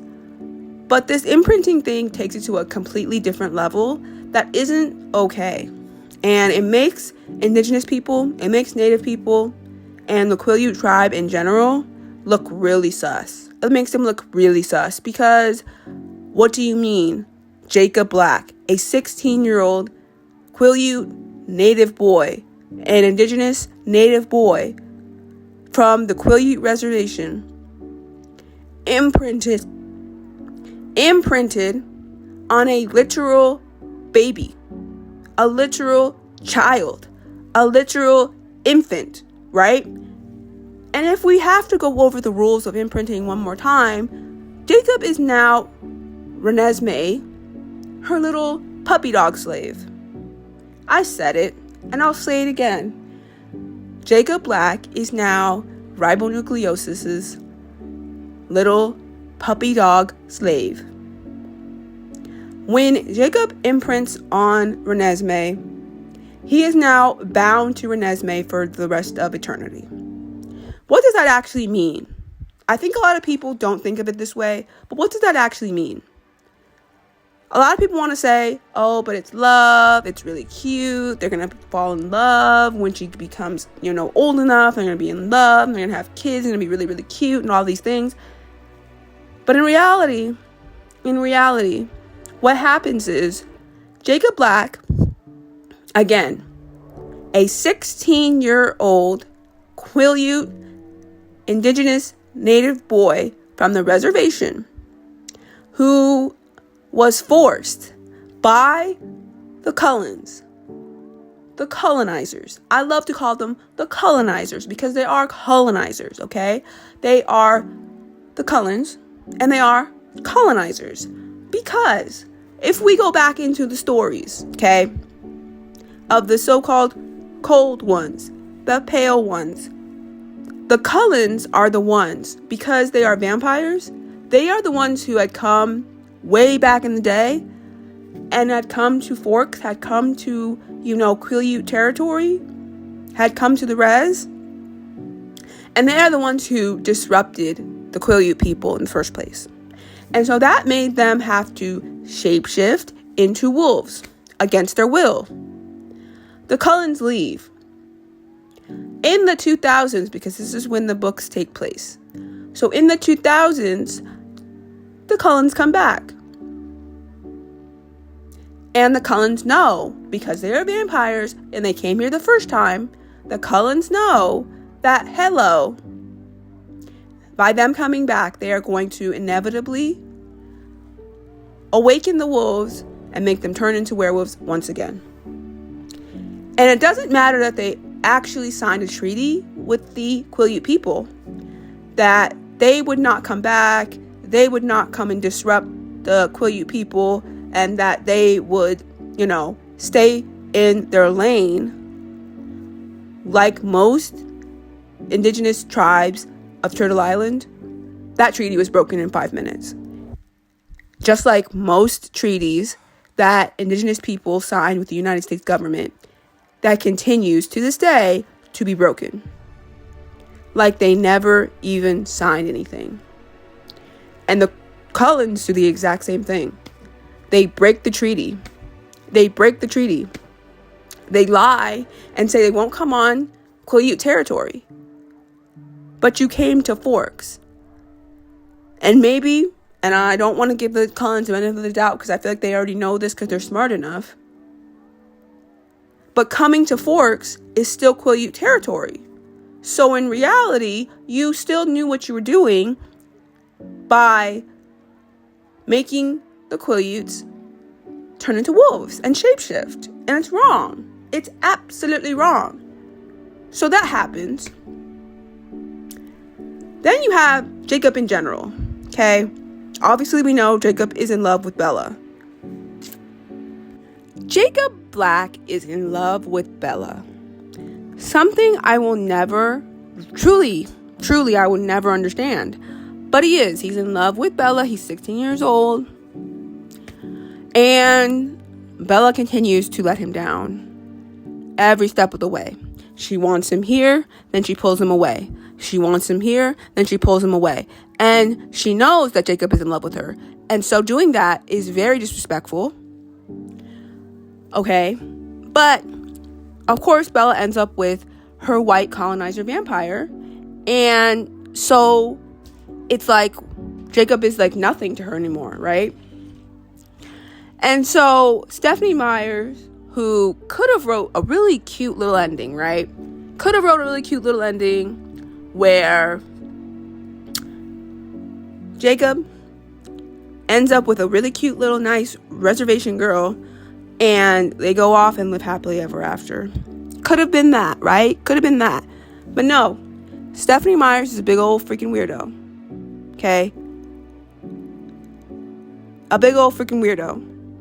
And she thought it was going to be really cute and it was going to land real well with the fans if she just made Jacob imprint on Edward and Bella's demon baby.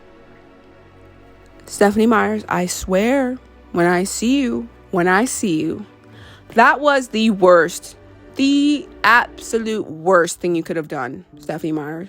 A baby. It's bad enough that you tie Jacob to the Cullens forever. It's bad enough that you make Jacob have to shapeshift forever. It's bad enough that you don't care about Jacob's feelings at all. But to make him imprint on a baby, a literal baby, is so wild. It's so freaking wild.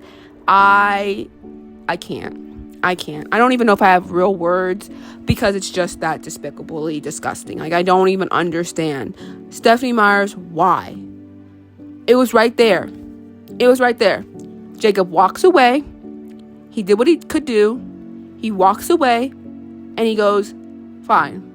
Bella don't want me. Bella has this little life with the Cullens. Fine. I'll go away and I'll just go find myself a cute little res girl to be with, and all will be well. I don't have to shapeshift anymore, and I can just go live my life with somebody who actually appreciates me and wants the best for me and wants me to be happy. But of course not, because Stephenie Meyers likes trauma.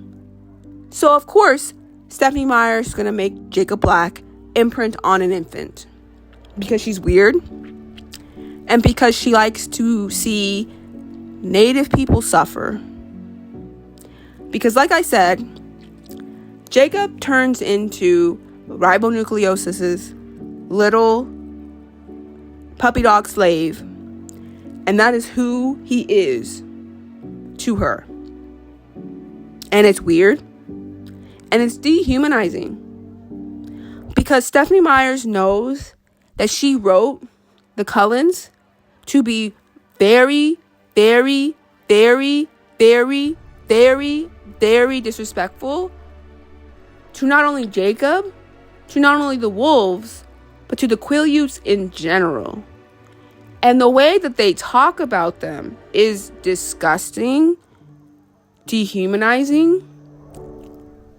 Like, Jacob has to basically spend all of his time over at the Cullens because of some freaky spell that he's now under. And he has to go in there and hear them basically call him a mutt, a mongrel, every day, all day. In the book, Rosalie, and it's most likely the rest of the Cullens too, literally, I'm not joking, and this is when Jacob is in human form, literally will serve food to Jacob in a doggy dish, in a dog bowl, like Stephanie Myers. What was even that? What was even that? So you see, this is all just really disrespectful and wrong. And again, Jacob Black has his flaws, and we know that. We know that Jacob has his flaws.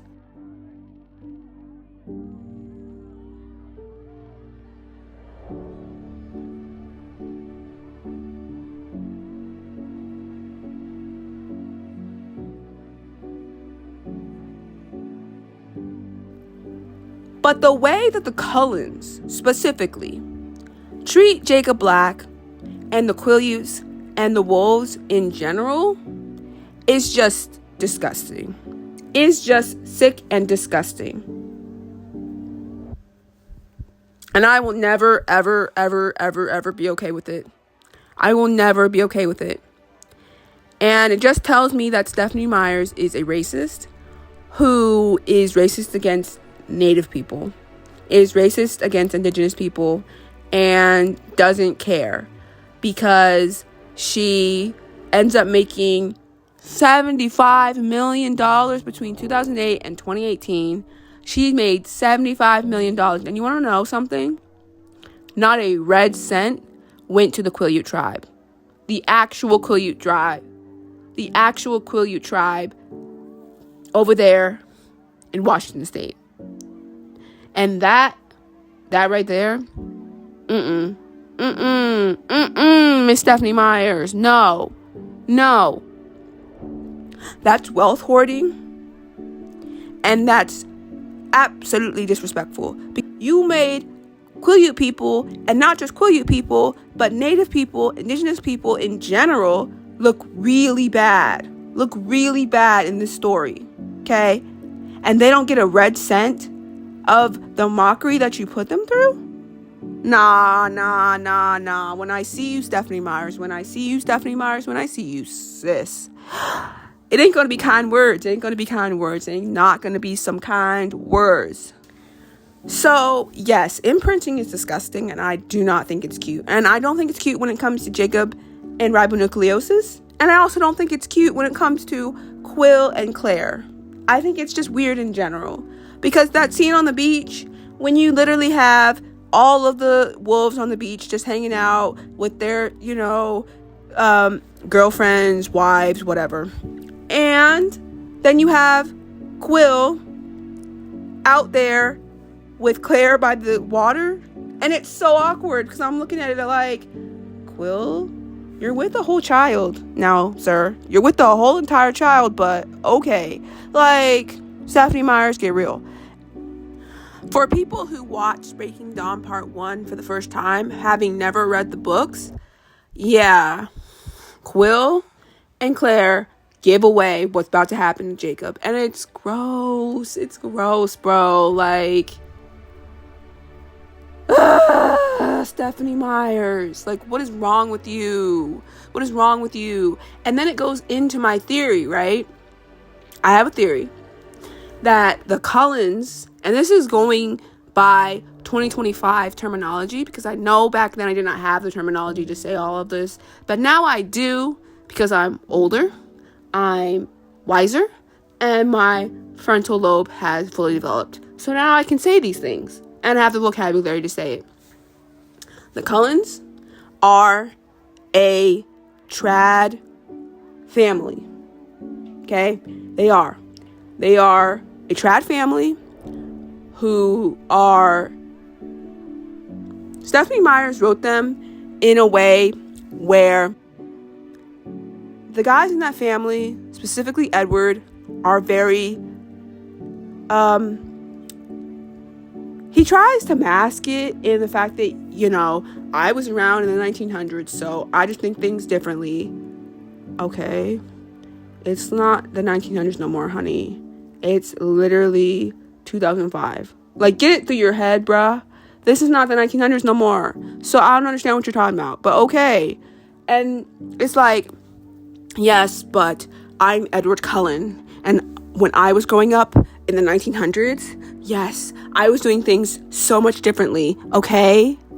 Like, and it's just giving trad. It's giving trad because, first of all, there's not one person of color, black person, indigenous person, well, in their entire little clan, okay? Not one, okay? At least with Victoria and James, they had Laurent. You don't have not one, count it, one person of color, black person in your whole coven, okay? So you prey on Bella, and then you get her into your little cult, coven, and basically you just groom her. You groom her into wanting to be in your little lily white cult, coven, all the same. And she basically starts to believe all of the BS, okay? She just starts to believe all the BS, okay?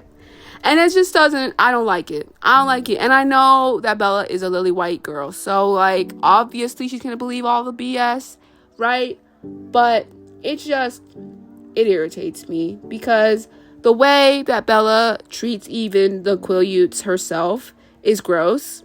Like, it's not even just the Cullens who treat the Quileutes terribly. It's also Bella. And it's weird because Charlie is best friends with Billy Black. So, of course, Charlie has a really, he's really culturally sensitive. He's, of course, gonna be, like, cool with the Quileutes, and he's gonna be like, that's your customs, that's cool, like, whatever. Like, this, that, and the third. But Bella does not seem to understand that because she's being completely manipulated by her lily white vampires, who, by the way, I think totally put a spell on her and made it so that Bella thinks that everything the Cullens do is the right way, knowing that that's not even true.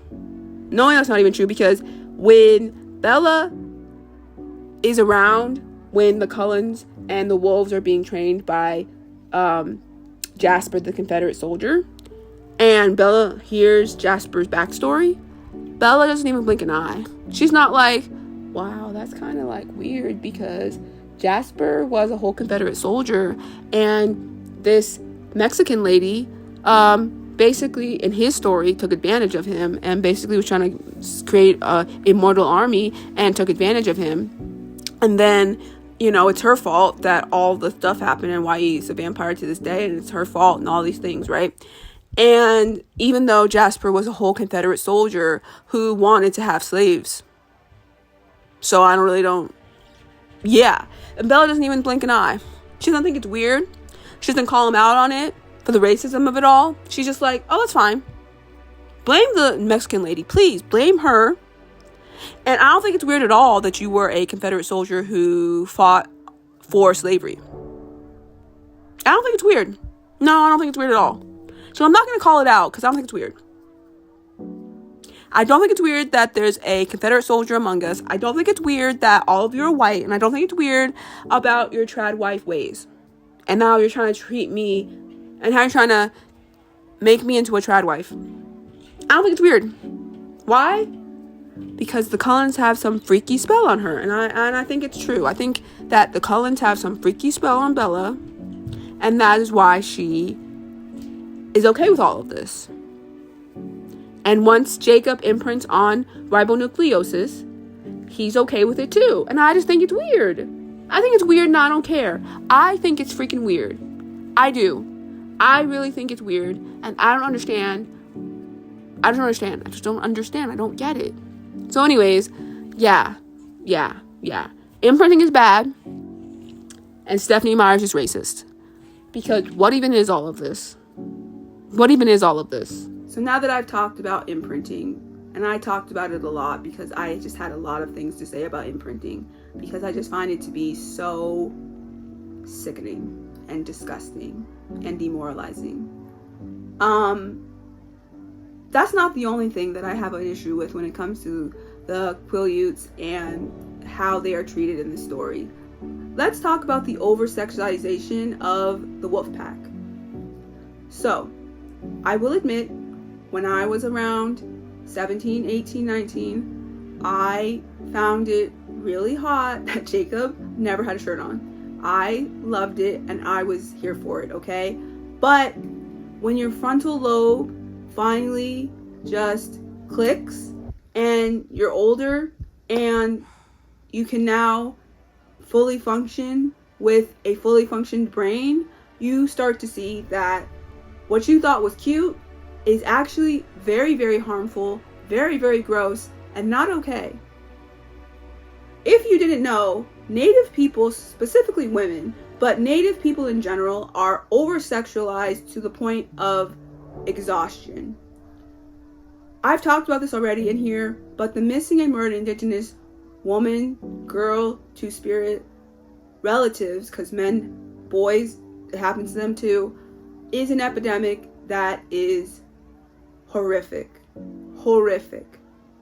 Native people go missing at such a higher rate than any other person, any other demographic in this country, and really around the world. And they are kidnapped a lot of times. They are R-worded. They are S-a'd. They are M-worded. You get what I'm saying. And then they are usually unalived. And it's usually by somebody who's not on the res, and or in a place where many Native people are, not necessarily the res all the time, but like other places as well, major cities where Native people are, or just in general, and usually it's not somebody who is Native, and a lot of the times those people get off scot-free, usually, and normally. In a lot of cases, the bodies of these young girls, these women, these two spirits, these whoever, a lot of the time they're not found right away. It takes months, years for these bodies to be found, to even know what happened to these young people, these women, these two spirit people, and it's just sick. It's just sick. And it all starts with the over-sexualization of Native people. Everyone knows Disney's Pocahontas, a movie that highlights some amazing portrayals of connections to nature, with a strong female protagonist. While inspiring, this was not the case. Pocahontas, also known as Matoaka, in reality was taken from her tribe and held for ransom as a bartering tool by English colonists at just 16 years old. To protect her tribe, she agreed to marry an Englishman as her last effort to keep the peace. She was then stripped of her culture, forced into Christianity, and murdered not long after bearing a child. This disregard for her life can be traced back to the basic prejudice against Indigenous lives, manifesting as a complete disregard for the value of Indigenous lives that the colonizers brought to this land from the beginning. This happened over 400 years ago, yet even now, Indigenous women and girls are still going missing, and not much is being done to stop it. Over 5,500 Indigenous women and girls are missing and murdered in the United States and Canada every year. And more than 84%, 1.5 million Indigenous women experience violence in their lifetimes, because the laws that were set up to govern them reflected those same inhumane attitudes and values which the tribal governments had to abide by. They achieved this by making the tribes both sovereign, meaning they had their own government, and dependent, which means they were also controlled by federal law. Additionally, the U.S. government created barriers preventing justice for crimes committed on tribal land and to tribal citizens, which were hidden in jurisdictions of local, state, federal, and tribal law. Many of these laws are still in use today and directly relate back to what is happening to these women and girls.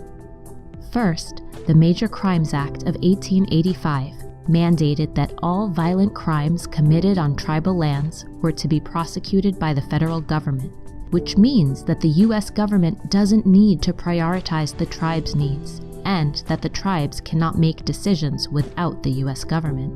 Then there was Public Law 280 of 1953, which gave partial or total control to the state over tribes within their boundaries. This was a response to the tribes' pleas, but instead of giving control back to the indigenous people, they gave the states control over their judicial and criminal system.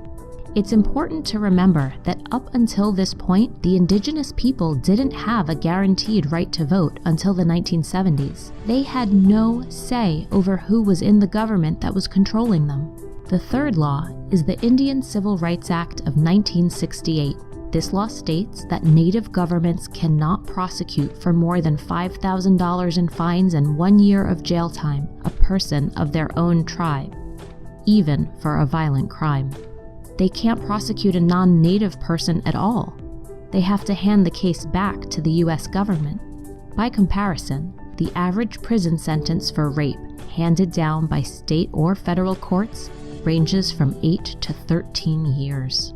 This law was eventually combined with a new law called the Tribal Law and Order Act of 2010, which included 7 improvements to the Indian Civil Rights Act. These improvements finally gave indigenous tribes the ability to prosecute criminals, but only of indigenous descent. These laws still prevented significant consequences for non-Native perpetrators. While these laws allowed prosecution of non-Native suspects, it still had to be done at the state and federal level, and those courts rarely followed through. As a result, these criminals targeted indigenous women living in these areas because they knew they could get away with their crimes in those jurisdictions. Because of strict laws preventing high-stakes consequences to non-Native persons, non-Native perpetrators target indigenous women specifically living in these areas. They know they can get away with their crimes in those jurisdictions. In 2018 alone, the Urban Indian Health Institute reported 5,712 missing indigenous women and girls, with only 116 of them registered in the DOJ database, while the other 5,596 cases were turned into cold cases. The cases that were registered and transferred to state or federal court took years to get any form of justice, with only that 3-year sentence, the same as a petty crime. Everyone deserves the right to safety. The creation of a better, safer environment and livelihood is important. The U.S. needs to start prioritizing the lives of these women. Tribal jurisdictions need full authority and resources in order to protect their people, and the determination of a crime being fully charged and prosecuted should be the same for non-natives on and off of their lands. My mother's child dances in darkness and sings heathen songs by the light of the moon, and watches the stars and renames the planets, and dreams she can reach them with a song and a broom. I am my mother's savage daughter, the one who runs barefoot, cursing sharp stones. I am my mother's savage daughter. I will not cut my hair, I will not lower my voice. We are all brought forth out of darkness into this world through blood and through pain, and deep in our bones the old songs are waking. So Pocahontas, for example, is a costume that they sell at Spirit Halloween. And they sell this at Spirit Halloween, and they don't care, first of all, that this is over-sexualizing Native people. And also, it is disrespectful to Native people because they are, in so many words, misappropriating Native regalia, which is sacred to Native people, but also they are letting people who are not Native wear these tacky costumes and dress up as Native people and not care that the way that they portray Native people, and specifically Native women, is not okay. And it's not even just Pocahontas. There are men's costumes that they'll wear trying to be Native, and it's just basically a loincloth with their shirts off, right? And I remember during the Twilight craze originally, they used to sell, and I hated this so much, but they used to sell 6-pack abs that would look like the Wolfpack's abs. And then they would just like sell cut off shorts, and that would be the costume. And there were people who wore this. And I hated it. You know? And I still hate it. And it's dehumanizing. It's demoralizing. It's terrible. And Stephenie Meyers, why? Like, I think I may see Jacob specifically, he wears shirts more than the other Wolfpack, but every time you see the other members of the Wolfpack, if they're not wolves, they never have shirts on. And like, I think I see Sam with the shirt on sometimes. I think I see some of like that one scene where they're on the beach during Breaking Dawn Part 1. I think I see them with shirts on. But for the most part, you never ever see them with shirts on. That's one thing. But then, they can't wear clothes, okay, apparently. And then, they always make it seem like they're this ravenous pack of, like, animalistic people who phase in and out of being werewolves and always hungry and always, like, these greedy monsters who are always hungry, who just eat and eat and eat like pigs, and then they turn into werewolves and they, you know, do all of these animalistic things, and then they turn back into humans. And they just eat and act like animals all the time. That's what she is referencing in these stories. And it's so gross. It's so gross. Like, why? Why, bro? And like, you know, I'll never understand it. And I think it's horrible. And I think it's not something that Native people should have to see on their screens, right? They should not have to see the way that Stephenie Meyers, a white Mormon woman, portrays Native men, let alone Native women, okay? It's not okay. The over-sexualization of the Native people in Twilight story is so sick. It's so sick. Like, it's so sick. And imprinting, of course, plays a huge role in this. But it's sick. It's truly, truly sick. Okay, so imprinting and just the way that Stephenie Meyers treats these Quileute people in general is just trash. And that's bad enough. But let's take it a step further and talk about her portrayal of Native women. Okay? Native women, Indigenous women, are some of the most strongest, most resilient, most important people of a tribe that there could be, okay? And they are treated terribly, not necessarily by the tribe, but just in general in life, okay? So Stephenie Meyers wrote these two Indigenous women characters, okay? You have Emily Young and you have Leah Clearwater. So let's start with Leah Clearwater. You could never make me hate Leah. Like, Twilight tries really hard to make us hate Leah, and I could never. And this is one of the flaws I have with Jacob. He also has a hand in being really, like, rude and mean to Leah, knowing what Leah has had to go through, okay? So if you don't know the story, basically, Leah Clearwater is Emily Young's cousin. And Leah Clearwater was with Sam, who is now Emily's fiance, imprint, whatever. And Leah had Sam first. But because Stephenie Meyers thinks that imprinting is cute, Sam, you know, he ends up turning and shapeshifting into a wolf. And he ends up seeing Emily when Leah, you know, Emily is visiting Leah on the res. And Emily basically is just minding her business. And Sam, of course, being, you know, a shapeshifter now, a wolf, he, against his will, imprints on Emily. And so now, even though Sam was with Leah and they were really happy and everything was going great, Sam has to break up with Leah because he now imprinted on her cousin Emily. Leah is distraught. Leah feels really, really weird and really, really wrong by this whole entire situation. Emily doesn't even really want to be with Sam in the first place because Sam goes to Emily and is like, I'm in love with you, you know, I imprinted on you, all of these things. And Emily's like, I'm good. And so Sam basically has to convince Emily to be with him.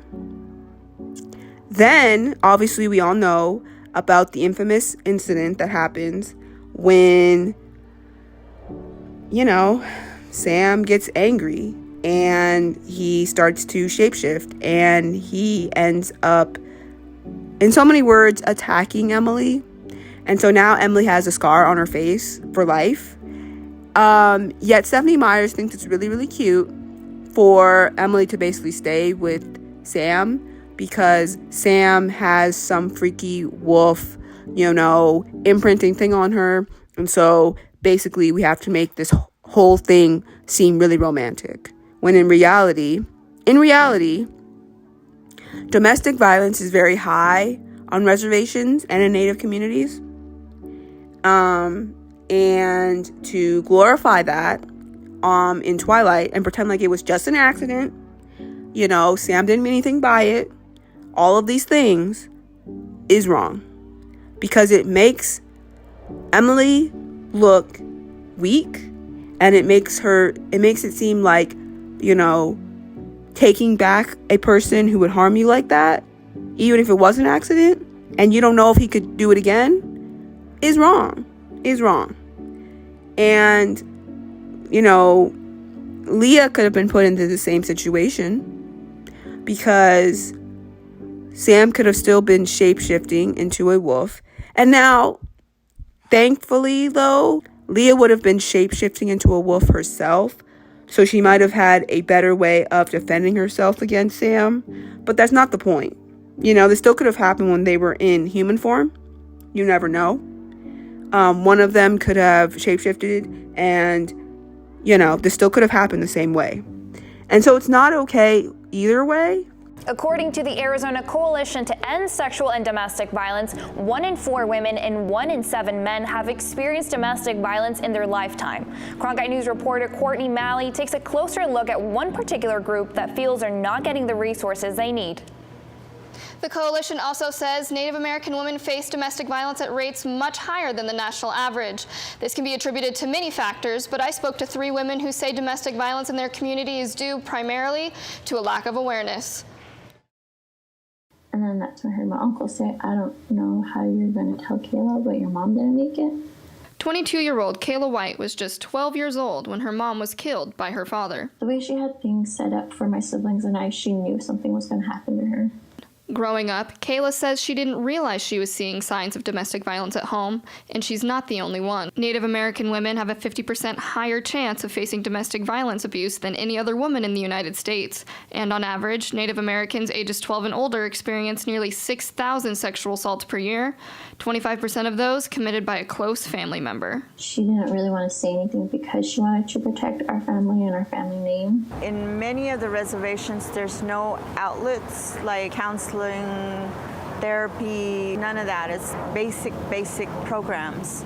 These women say the high rates of domestic violence on Native American reservations are due to a lack of communication and a lack of resources, just like the women's shelter behind me. There was no homes, there was no anything. One organization, however, is providing help and relief. The Community Alliance Against Family Abuse is working toward creating more accessible and applicable resources for Native American reservations in southern Arizona. One of our big concentrations is specifically on better serving the tribal communities because we recognize, one of the biggest barriers to service right now is just access. Someone experiences sexual assault, say in Casa Grande or Maricopa, they actually have to be driven up to Scottsdale or to Mesa. Although Native American communities are still experiencing domestic violence rates higher than average. I would say they do have their own unique barriers that they face. Having the rural isolation, having the historical trauma, having potential substance use problems. Some of them didn't even have a name for sexual assault. Townsend says they have a comprehensive plan for the next 3 years to hopefully change that. Because back then it was just like, oh, this thing happened, this is gonna ruin my family. But the way I see it now is that it's made us stronger in a way. Studies have shown domestic and sexual violence rates increase during times of stress, but the staff of the Community Alliance Against Family Abuse wants to emphasize that abuse is not a one-time act. But Emily basically gets put into the background, right? And now she's like the den mother, if that makes any sense.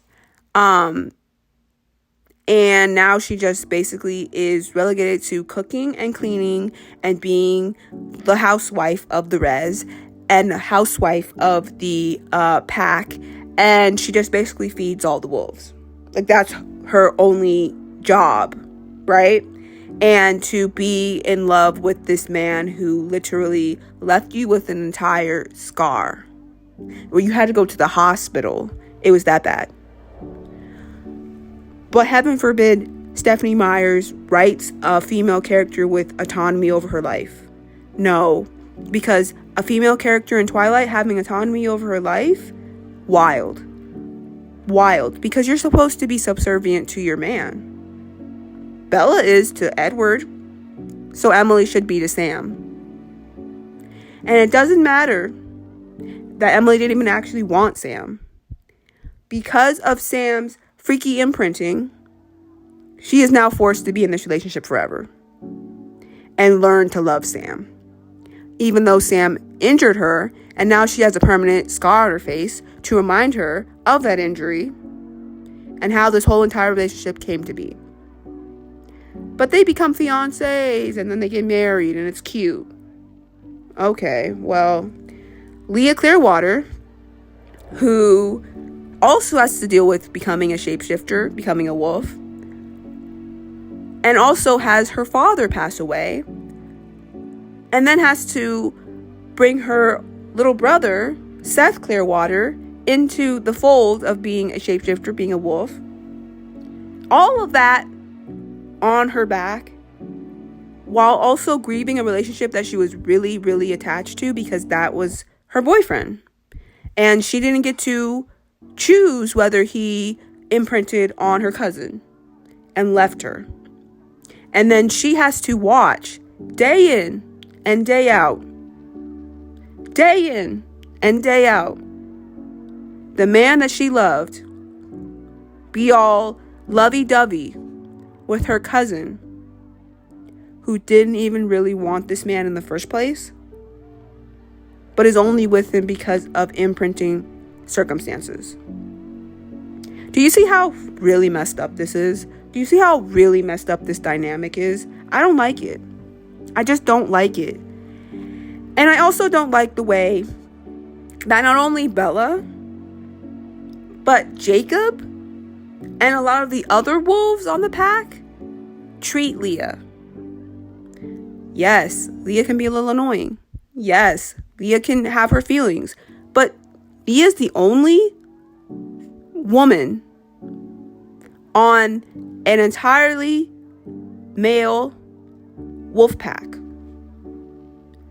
And what I don't like, and Stephenie Meyers is not educated enough to know this, so of course she's not going to write this in there, but if I was writing this story, Leah would have had some kind of special ceremony happen for her. She would have had some kind of emotional talk with an elder, specifically a woman elder. Something would have happened for Leah, because being the only woman on a male wolf pack like that, where you're shapeshifting with your male peers and you're the only woman on that pack, must be really hard, first of all. And Leah not getting any kind of recognition for that is wild to me, because women are really sacred to most indigenous tribes on Turtle Island and around the world, okay? And in a lot of traditional, indigenous native tribes, specifically before colonization, a lot of tribes were matrilineal, meaning that they were led by women, okay? Native women have always had a sacred and powerful role in our communities, not only as aunties, mamas, and grandmas, although those are some very important jobs too, but also as holy women, healers, leaders. And across cultures and languages, Native oral traditions are brimming with some pretty divine female figures. Protectors of land and sea, creation and destruction, life and death. Hi, I'm Lily Gladstone. And this is Crash Course, Native American History. Well, before Europeans arrived in what is now North America, Native beliefs around gender were, and honestly still are, pretty diverse. In fact, many Native American tribes are matriarchal, meaning women hold significant power in our communities, including as the primary decision makers. Matriarchal tribes then and now tend to value ideas such as equality, consensus finding, gift giving, and peace building. For example, with Navajo or Dene, mothers and grandmothers serve as the matriarchs or the heads of individual clans, while men usually are leading intertribal meetings and making decisions about war. Women have the final say when it comes to clan disputes. They control their own land, their own livestock, their own crafts, and any money that they earn, they keep. Dene are also matrilineal, meaning that family heritage is passed through the mother's line. This equality can be found in Dene spirituality too. Both men and women are allowed to become medicine people, traditional healers who perform ceremonies for the sick. It's said that Ashta Nadle, or changing woman, explained it to the sun, the father of her children, like this: "You are of sky, I am of earth. Remember, as different as we are, you and I, we are of one spirit. We are of equal worth." And back in the day, while Dene women didn't join raids or go to war, women in other tribes did, mine included. Her name was Running Eagle, Pita Makan.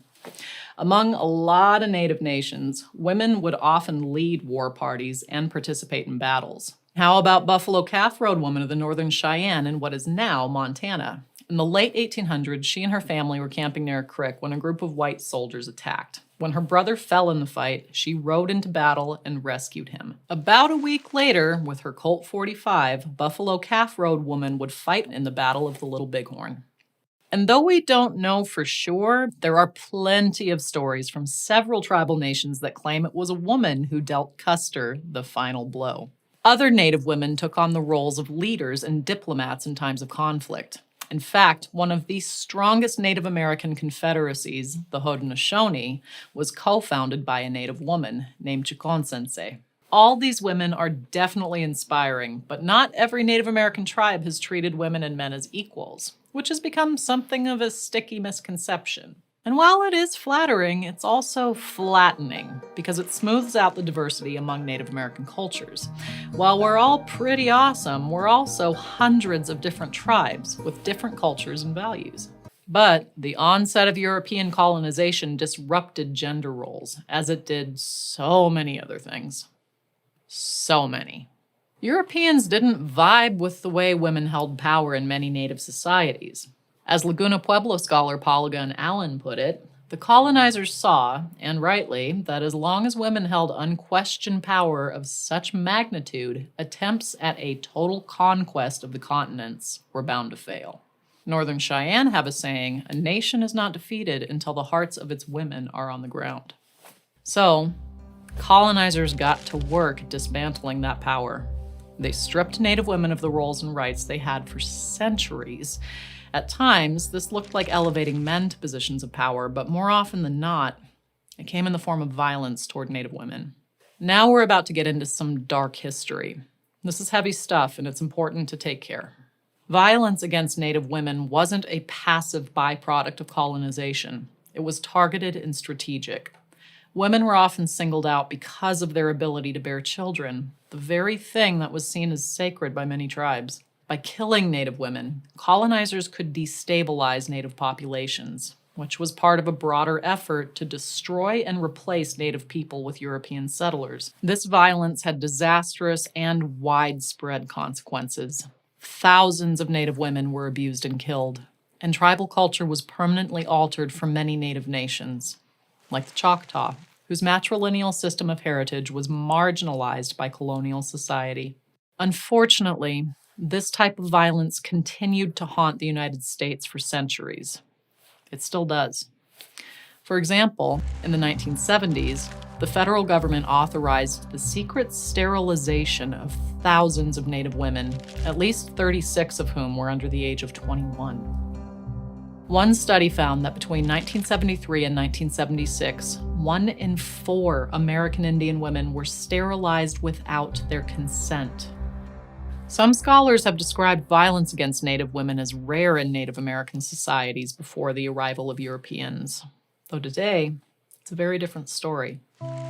Native American women face some of the highest rates of violence in the nation, and nearly 96% of it is committed by non-natives.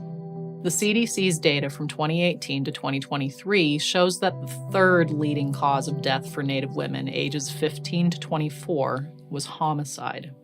And for ages 25 to 44, it's in the top 10. Those numbers likely underrepresent the actual scale of violence. A 2022 report by Amnesty International found that most law enforcement agencies either don't record Native women's ethnicity, mislabel them as Hispanic, or lump them into a catch-all category of other. This has caused an untold number of Native women's stories to effectively disappear. To make matters worse, crimes in Indian country are difficult to bring to justice because, in many cases, Native American law enforcement isn't able to prosecute non-Native criminals.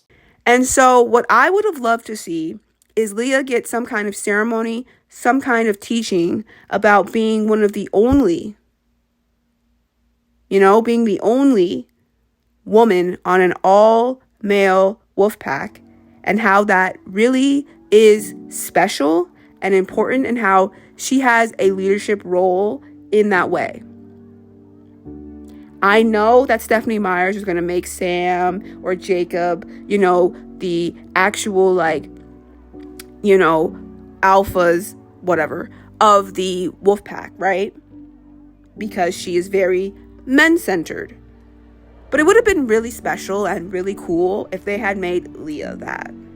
I would have loved that, because being the only woman on an all-male wolf pack, that has to have some kind of special privileges to it, something, you know what I mean? But of course, Stephanie Myers loves her men, and she's not going to treat women of any kind, with any kind of special anything, because she wants the men to really, really feel special about themselves. I don't understand it. I don't get it. I don't like it. And I think it's weird that Stephanie Myers in general, throughout the entirety of these stories, is very male-centered. She is very male-centered. And it's not just within the wolf pack, within the Quileutes, but it's also just in general. Like, take Bella and Edward, for example. Bella is this plain Jane, average little girl, right? And, Edward falls in love with her. Okay, whatever. Once Bella and Edward are together, it's like Bella has no autonomy to herself at all. At all. Like, it doesn't matter what Bella wants to do, because Edward's going to be right there to tell her that whatever she wants to do is wrong, and that she has to listen to him, because having your own thoughts is really, really wrong. And that's why I say that the Cullens are a trad wife family, or they're a trad family, whatever, because they literally do not give the women in their, coven, their little cult, their little colonizer unit, they don't give them any kind of autonomy over themselves. And I know you're going to say, but, Rosalie has some autonomy over herself, I guess. And Alice does too. like, whatever. They have to fight for that. They do, and they have to be stronger than their men because they're like, you're not gonna overpower me. But for some reason, Bella does not do the same. And I think it's because she's a human, and because she's this frail little human, Edward can take advantage of that. And I think that also this is just Edward's personality, and he probably would have treated any woman he was with ever, like if he had never become a vampire and he'd still lived through the 1900s, he would have treated any woman he was with this way because patriarchy. But it's still not okay. It's still not okay. And to be honest, you know, I give Jacob a lot of leeway. I will. Because he's Quileute and because he's disrespected throughout this story. But that doesn't mean that Jacob's off the hook. Jacob is very misogynistic himself. He really is. And not just with Bella, but like with, you know, Leah. And the way that he treats Leah is ridiculous. Okay? Leah's going through the exact same emotions that Jacob is. And Jacob just dismisses it like it doesn't matter. And it's like, okay, but Leah also has to be on a wolf pack with her ex-boyfriend. Literally having to take orders from her ex-boyfriend, watching her ex-boyfriend and her cousin be all happy together while she's miserable because she is the only woman on an all-male wolf pack where the guys are misogynistic and mean to her, and she has to watch her ex-boyfriend be happy with her cousin. You think that's cool? I don't think it's cool. And I don't like it that Jacob definitely uses his misogyny as a man to basically join in on that. I don't like it. I don't like it. I don't like it at all. And justice for Leah Clearwater and justice for Emily Young. You both deserved so much better. And Leah, you deserve to have some kind of special recognition for being the only woman wolf on an all-male wolf pack. And you should have been the leader of the wolf pack, in my opinion. Because I feel like you would have led the wolf pack better than both Sam and Jacob combined. And that's just me. Because I'm woman first. I always will be. And I always say that we, as Indigenous people, should be going back to our matrilineal ways and ditching the colonizers' patriarchal ways. That's just me, but that's how I feel about it. And I think that Stephenie Meyers, being the white Mormon woman that she is, does not know how to write female characters very well and does not know how to write Indigenous female characters very well. So, you suck at that, Stephenie Meyers, and I hope you never get the chance to ever again write a female character nor a Indigenous female character, because you suck at it real bad. Real bad. So, yeah, I've talked about the Native racism in this story. I've pretty much, very much went surface level, but I am going to be writing a blog post about all of this, and I will be listening to the story. I'll be listening to the story, the book series once again after I just watched all 5 Twilight movies. I'm going to be listening to the stories again so I can get even more of a perspective again. And so I will be writing a blog post about all of this. It's going to go way more in depth, but this was just me wanting to get my feelings out about all of this. I just rewatched, the 5 Twilight movies, and I hadn't rewatched them in over 10 years. And it took me for a real ride because it reminded me how much I just despise the Twilight series in 2025. Because everything about it just feels so wrong. It feels so wrong. And it feels like that's what Stephenie Meyers was trying to convey to young girls. That it's okay to be subservient to your husband. It's okay to want to strive to be with a man.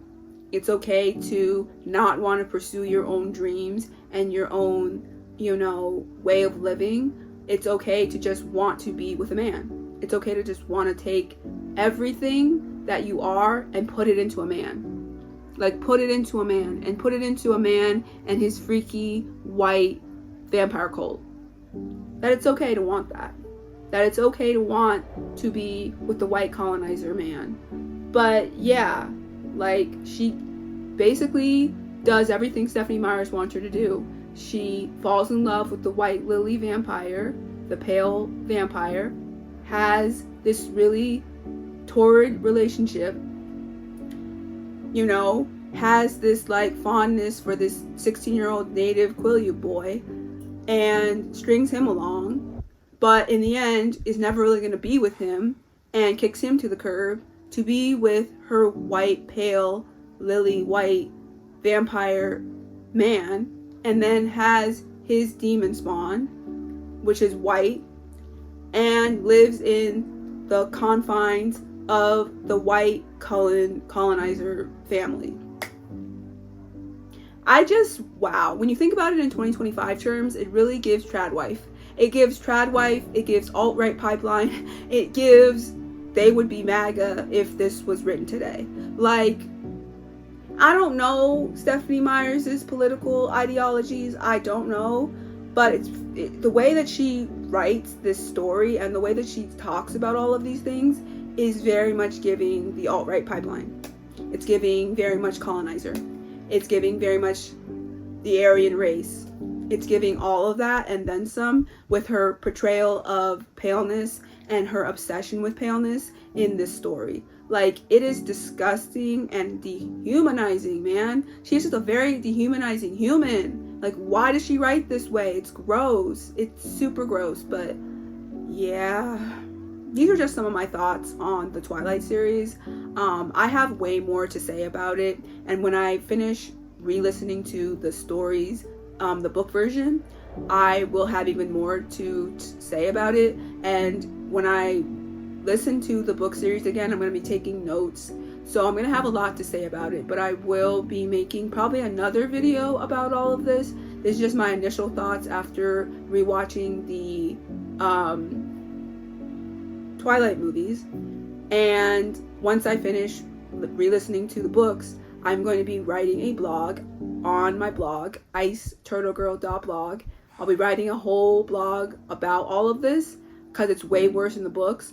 And then yeah, I will probably make another YouTube video about all of this, but I want to get my initial thoughts out there after rewatching the Twilight Saga for the very first time in over 10 years, after being a massive fan when I was like 17, 18, 19. So yeah, I hope you enjoyed this. I hope it gave you a new perspective on these stories, and I'm going to be linking down below some really good YouTube videos that go into more depth about the racism in the Twilight Saga. And yeah, but it's wild, bro. It's wild. These movies really took me for a ride, and I know that re-listening to the book series is going to be even worse. It's going to be even worse, but here we are.